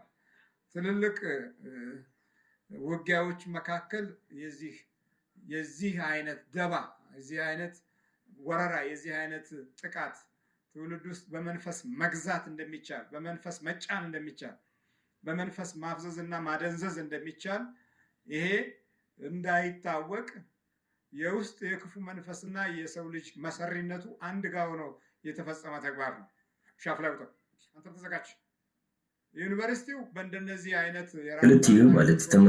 ኣብዚ ዘሎ ክልተ ዓይነት ነገር ሓደ ናይ ዝሙት መንፈሲ ብናይ ዝሙት ፊልሚ ነዚ ናይ ሕጂ ዘሎ ወለዶ ይቋፃፀር ማለት እዩ። እቲ ሓደ ከዓ ምሁራት ኢና ፈላጣት ኢና ብፍላይ እዚ ናይ ሳይንስ ዓለም በዚኦም ከምዚኦም ዓይነት መናፍሲ ቁፅፅር ውሽጢ ዝኣተወ እዩ። እዚ ብክልቲኡ ሓደጋ ዘውድቕ እምበር ምንም ናብ ጥዑይ መገዲ ዝመርሕ ኣይኮነን ማለት እዩ እና ሰባት ዘይርድኦም ብከምዚ ዓይነት መናፍስቲ ቁፅፅር ከም ዝኣተውን ኣብዚ ዓይነት ሓደጋን ፈተናን ከም ዘለና ስለዘይፈልጥ እዮም ማለት እዩ ቀዳማይ ውግእ ዓለም ተኻይዱ ብዙሕ ሰብ ተወዲዩ ካልኣይ ውግእ ዓለም ተኻይዱ ብዙሕ ሰብ ተወዲዩ ማዕልያሪቡ ብሚልዮን ሰብ ሃሊቑ ነው 70 ሚልዮን ገለ ሃሊቑ እጂ ግን ሳልሳይ ውግእ ዓለም ዘመኑ እንዳዘመነ ስለዝኸደ እንዳሰልጠነ ዘመናዊ እንዳኾነ ስለዝኸደ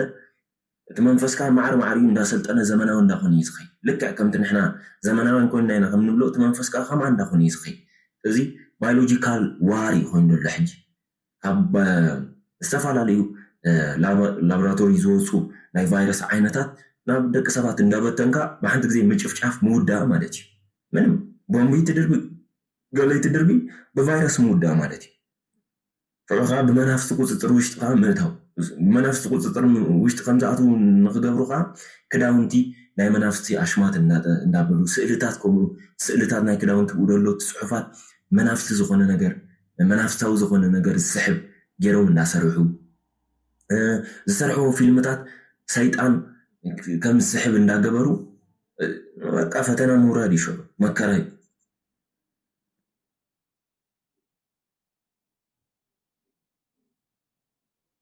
ሎጂ በሚለው ተገን ውስጥ ገብተው ወደ ትምህርታቸው የሚወስደውንና ወደ መጨረሻ እድላቸው ላይ የሚደርሰውን በረከት በመሃል አጨንግፎ ውስጡ ጠፍቶት ኦና ሆኖ ከትምህርት ቤቱ እንደገና የሚወጣም ተማሪ ጥቂት አይደለም። ኦና ባዶ ቤት ሆኖ ይወጣል። ቢመረቅም ተመርቋል፣ ግን ባዶ ኦና ሆኖ ነው የሚወጣው። ያንን የተሻለ ወንበር ቦታ ቢሰጠው እዚ ናብ ናይ በረኸት መገዲ ናብ ናይ እግዚአብሔር መገዲ ዝወስደና መገዲ ዘፍርስ እዮም እዚኦም ከምዚኦም ዓይነት ናይ ፍልስፍና መናፍስቲ ማለት እዩ። እግዚአብሔር ዝፃረፉ እግዚአብሔር ምንም እንኳን ኃጢአተኛታት ዋላ ደኣ ትኾንና ተገደደስ ቤተክርስትያን ከድና እንኳን ወይታይ ማሕረን ሓንቲ መዓልቲ እኮ ካብዚ ህይወት ተውፃኒ ከም ተውፃኒ ኣምን ኢና እንልምነሉ ሕልና ናይ ምሮ ንኸይንረክብ ጭራሽ ከም ንኽሕግ የለን ከም ንብል ይገብረና ማለት እዩ። እዚ ከምዚ ዓይነት ኣተሓሳስባ ሒዝና ወንበር ክንሕዝ ከለና ኸ ሰብ እግዚአብሔር የለን ንዝበለ ሰብ ምሕረት ትበሃል የብሉ። ምክንያቱም መሓሪ ዝኾነ እግዚአብሔር ክሒድዎ እያ። መሓሪ ዝኾነ እግዚአብሔር እንድሕር ክሒድዎ እቲ ዘይምሕር ዲያብሎስ ንኽፍኣት ኩሉ ግዜ ንቑሕ ዝኾነ ዝጎይ እሱ እዩ ዝቋፃፀሮ። በዚ ሰዓት እዚ ብዙሕ ዋጋ ዘኽፍል ነገር ይሰርሕ ማለት እዩ። ዋላ ስልጣን ሒዙ ብላዕሊ ወፂኡ ማለት እዩ። ብዙሕ ደም ዘኽፍል ብዙሕ ወለዶ ዘጥፍእ ዓይነት ኣሰራርሓ እዩ። ነዚ ሕጂ ዘሎ ወለዶ ጥራይ ኣይኮነ ራብዓይ ሳልሳይ ጀነሬሽን ብሕጂ ንዝመፅእ እንኳን ዋጋ ዘኽፍል ዓይነት ስራሕ ይሰርሕ ማለት እዩ። እዚ በቲ ናይ መንፈስቲ ቁፅፅር ክኸውን ከሎ እዩ።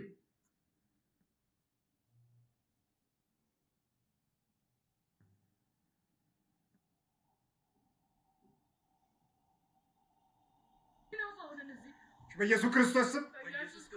በስላሴ ስም በወላዲተ አምላክ ስም በቅዱስ ሚካኤል ስም በቅዱስ ገብርኤል ስም ወደ ሲኦል እንገባለን። በስላሴ ስም ሲኦል ታስረናል። በቅዱስ ገብርኤል ስም ሲኦል ታስረናል። ሰባት ጩናቱ ሰባት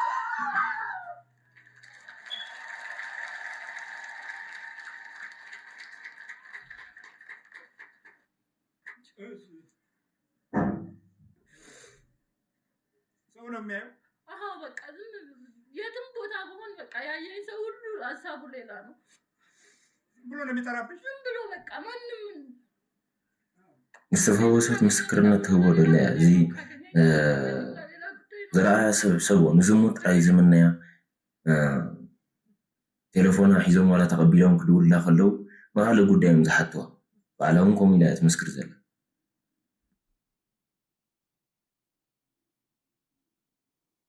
መጠጡ ምኑ ዛሩ አላስቸገረኝም። ይሄ ነበር ያስቸገረኝ። ይሄንን እንዴት አወቅሽው? እንዴት ነው የሚሰማው ስሜት? ለዛው በቃ ስቀጠቅጠው ይነግረኛል አለውኝ እኔ ነኝ ምናምን ይላል።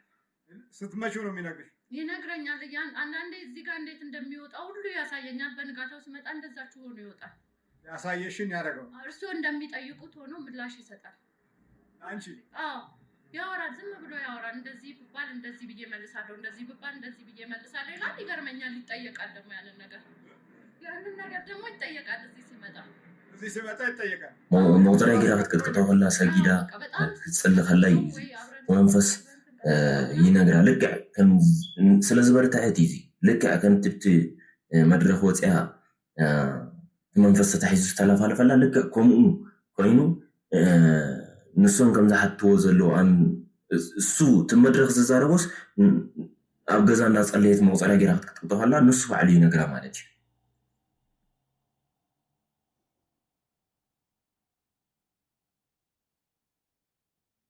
ይነግረኛል እያንዳንዱን ነገር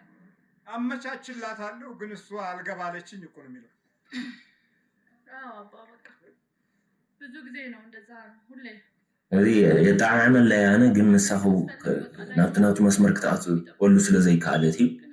እዚ ትክክል ከምኡ ኣነ ዝኾነ ነገር ክሰርሕ ኢለን ድሕር ኢነ እቲ መስመር ይቅየራ ማለት እዩ። እቲ መንፈስ እዩ በቃ እሱ ዝደልዮ መገዲ ይኹን ናይ ዝሙት መንፈስ ኣብ ውሽጣ ስለ ዘሎ ስሒቡ ዘምፀላ ንዝሙት ዝኾን ዝደልዩ ኣወዳት እምበር ንጥዑይ ነገር ወይ ንፅቡቅ ሓሳብ ዝመፁ ይኮኑ።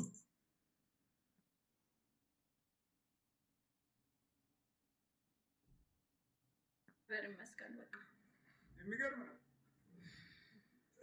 ቅንድቡንም እንድትላጭ ምን እንድትል የሆነ ነገርም እንድትቀጣጥል ሞክር ነበር አለ። እውነት ነው? አዎ አልቀነደብም። እኔ ቅንድቤን ግን ሁሉ ጊዜ ፀጉር ቤት ምናምን ቀንድብ ይችላል ይላል። አሁን ወደ መጨረሻ እየቀጠቀጥኩ ሲሄድ አንቺ ጋር ምን አገኛለሁኝ? ብርቅሽ የሆነ ቅንድብ መቀነድ ቦታ ያሲናቶ ማለት እዩ። ስረይ ትክደን ያ ጎናያ ትክደን እዚ ዓቕሚ እንዳሰኣነ ከይዱ እቲ መንፈስ ማለት እዩ። እንዳሰኣነ ስለዝኸደ ፀጉሪ ዓይና እንኳን ንባዕሉ ኣይተኣልዩ እዚ እሳ ብጣዕሚ ስለዝበረታዕት እግዚኣብሔር ረድዩ ባዕላ እውን ድሌት እውን ስለዝሓትት እዩ ማለት እዩ። ሓደ ግዜ እውን እኮ ናትና ድሌት እውን ነቲ መንፈስ ሓይሊ ይኾነ እንታይ ኢና እንደሊ ናብ እግዚኣብሔር ክንቀርብ ዲና እንደሊ ስረ ክንገድፎ ዲና እንደሊ ጎና ክንክደን ጥራይ ዲና እንደሊ ስረ ገዲፍናስ ጎና ክንክደን ዲና እንደሊ ጨጉርና አስተኻኺልና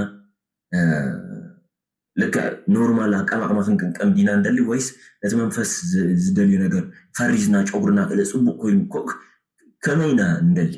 ናትና ድሌት ሒዙ እዩ እቲ መንፈስ ዝጓዓል። እዚ ድሌትና ንባዕሉ ከነስተኻኽሎ ኣለና ማለት እዩ። ስለዚ ርኢኹም ኣለኹም ከምዚ ዓይነት መናፍስቲ ከመይ ሓደገኛታት ከም ዝኾኑ ከመይ ገይሮም ኣካላትና ስጋና ተቆፃፂሮም ከ ናብ ናይ ዝሙት ነገር ከም ዝወስዱና ብዙሕ ነገር ተማሂርናሉ ኢና ማለት እዩ። ቀሊል ነገር ኣይኮነን ሎሚ ዝረኣናዮ ከም ኖርማል ጌርኩም ኣይትውሰድዎ ኢኹም። እዚ በዚ ሕጂ ሰዓት ኣብ ኩሉ ሰብ ዝፍተኖ ዘሎ ፈተና እዚ ማለት እዩ። መፅሓፍቲ ንባዕሉ ከም ዝበልኩም ዓንተ ወይ እውን ተንኪፈልኩም ነይረ ተንብቦ መፅሓፍቲ ይፍለይ ኢኹም እትሪእዎ ዝነበርኩም መፅሓፍቲ ይፍለይ ኢኹም። ናይ ኦሾ ናይ ራምፓ ዝተፈላለዩ ናይ ፍልስፍና መፅሓፍቲ ዘንበብኩም ሰባት እውን ጸሎት እንድሕር ጀሚርኩም ፅልዩ ክሰግዱ እንድሕር ጀሚርኩም ቀጥቅጡ ኢኹም። ናይ ኦሾ ናይ ራምፓ መፅሓፍቲ ከንብብ ከለኹ ዝኣተኸ መንፈስ ብስላሴ ስም ተኣሰር እንዳበልኩም ነቲ መንፈስ ተቃውሞ ኢኹም ኮይኑ ውሽጢ እንዳሰራያ መንፈሳዊ ህይወትና የዳኽሞ እሞ ብምንታይ ንሽገር ኣለና ይንፈልጥ ኢና። እዚ ከምኡ ቼክ ክንገብር ኣለና እንዳሰገድና እንዳፀለና ክንፍትሽ ኣለና ማለት እዩ። ውሽጥና ዝተሓበአ መንፈስ ተሓቢእኻ ዘለኻ ኣነ ዘይፈልጠኩም መድሃኒዓለም ኣቦይ ይፈልጠኩም፣ ኣነ ዘይርኤኩም መድሃኒዓለም ኣቦይ ዝርኤኩም ብስላሴ ስም ተኣሰሩታ ዝተኣሰርኩም ኩኑ ኢልና ክነጉዞ ኣለና ማለት እዩ ነቲ መንፈስ። እዚ ብፀሎት ከምኡ ክንበርታዕ ኣለና። ስለ ዝሙት ገላትያ ምዕራፍ 5 ፍቅዲ 19 ከምዚ ዝብል እቲ ግብሪ ስጋ ጉድ እዩ ንስኻ መንዝር ማለት ዝሙት ማለት እዩ። ርኩሰት፣ ዕብዳን፣ ኣምልኾ ጣዖት፣ ጥንቁልና፣ ፅልኢ፣ ባእሲ፣ ቅንኢ፣ ቁጣዓ ዝኩሉ ናይ ዲያብሎስ ኣሰራርሓ ማለት እዩ። ዲያብሎስ ኣብ ውሽጥና ዝዘርኦ ዘርኢ ናቱ በቃ ናቱ እዩ። እዚ ቀስ ብቀስ እንዳገበረ ናብቲ ናቱ መገዲ ዝወስደና ማለት እዩ። ንባዕሉ ቀዳማይ ቆሮንጦስ ምዕራፍ 6 ፍቅዲ 13 ብልዒ ንከብዲ ከብድኻ ንብልዒ እዩ ኣምላኽ ግን ነዝን ነትን ከጥፍኦም እዩ። ስለዚ ብልዒ ንከብዲ እዩ ከብድኻ ንብልዒ እዩ ኣምላኽ ግን ነዝነትን ከጥፍኦ እዩ። ስጋን ጎይታ እውን ንስጋ እዩ እምበር ስጋ ንምንዝርና ኣይኮነን እዩ እዚ ንሕና ቤት መቅደስ ኢና ክንብል ከለና ገዛእ ነፍስና ንኸይነርክሶን ነዚ እግዚአብሔር ዝቀደሶ ቤት መቅደስ ንኸይነርክሶ ክንጥንቀቕ ኣለና ማለት እዩ እነኽብሮ ብምንታይ ኢና ነኽብሮ ናይ ጎይታና ኣምላኽናን መድሓኒናን ኢየሱስ ክርስቶስ ቅዱስ ስጉኡን ክቡር ደሙን ክንወስድ ከለና ማለት እዩ ሽዑ ናይ ውሽጥና ቤተ መቅደስ ኣኽቢርና ኣለና ማለት እዩ እዚ ኮይኑ ብናይ ስጋ ስራሕ ዝኾነ ብዝሙት ከነርክሶ የብልናን ምክንያቱ ንሕና ቤተ መቅደስ ኢና ንበሃል ናይ እግዚአብሔር ቤተ መቅደስ ኢና ንሕና ሓደ ህንፃ ናይ ቤተክርስትያን ኣሎ ንሕና እውን ቤተ መቅደስ ኢና ማለት እዩ ኣማናዊ ዝኾነ ቤተ መቅደስ ንሕና ኢና እዚ ገዛ ነፍስና ብዝሙት ከነርክሶ የብልና ዝሙት ንዲያብሎስ ኣብ ልዕሊና ስልጣን ንኽረክብ ዝገብሩ ሓደ ናይ ሓጢኣት ስራሕ እዩ ማለት እዩ ካብ ዝሙት ክንዕቀብ ኣለና ካብ ዝሙት ንዕቀቡ ከዓ ገዛ ነፍስና ብብዝሒ ስግዳድ ብምስጋድ ራስ ንራስ ክሳብ ንኸውን ብምፅላይ ብምንብርካኽ ኢና እምበር መጽሐፍ ቅዱስ ስለ ዘንበብና ወይ መንፈሳዊ ዝኾነ ትምህርቲ ስለ ዝሰማዕና ጥራይ እዚ መንፈስ እዚ ካባና ይራክብ ተግባራዊ ናብ ዝኾነ ህይወት ክንኣቱ ኣለና ለውጢ ናብ ዘመፅእ ህይወት ክንኣቱ ኣለና ማርያም ግብፃዊት ብዝሙት ህይወት ዝነበረት ሰጉ ናብ በረኻ ጫካ ኣትያ ባሕታዊት ኮይና ዝኩሉ ዓመት ክትፅሊ ከላ ኣዴና ናይ ዝሙት መንፈስ መጀመርያ ብናይ ዝሙት ህይወት ስለ ዝነበረት ናይ ዝሙት መንፈስ ን17 ዓመት ሙሉእ ተፋታቲና ሰው ዓለም ክሒዳ ካብ ኩሉ ነገር ርሒቓ ጫካ ኣትያ ከላ እንኳን ንባዕሉስ 17 ዓመት ሙሉእ ተፋታቲና ተስፋ ክንቆርፅ የብልናን ማለት እዩ ንሕና ኸ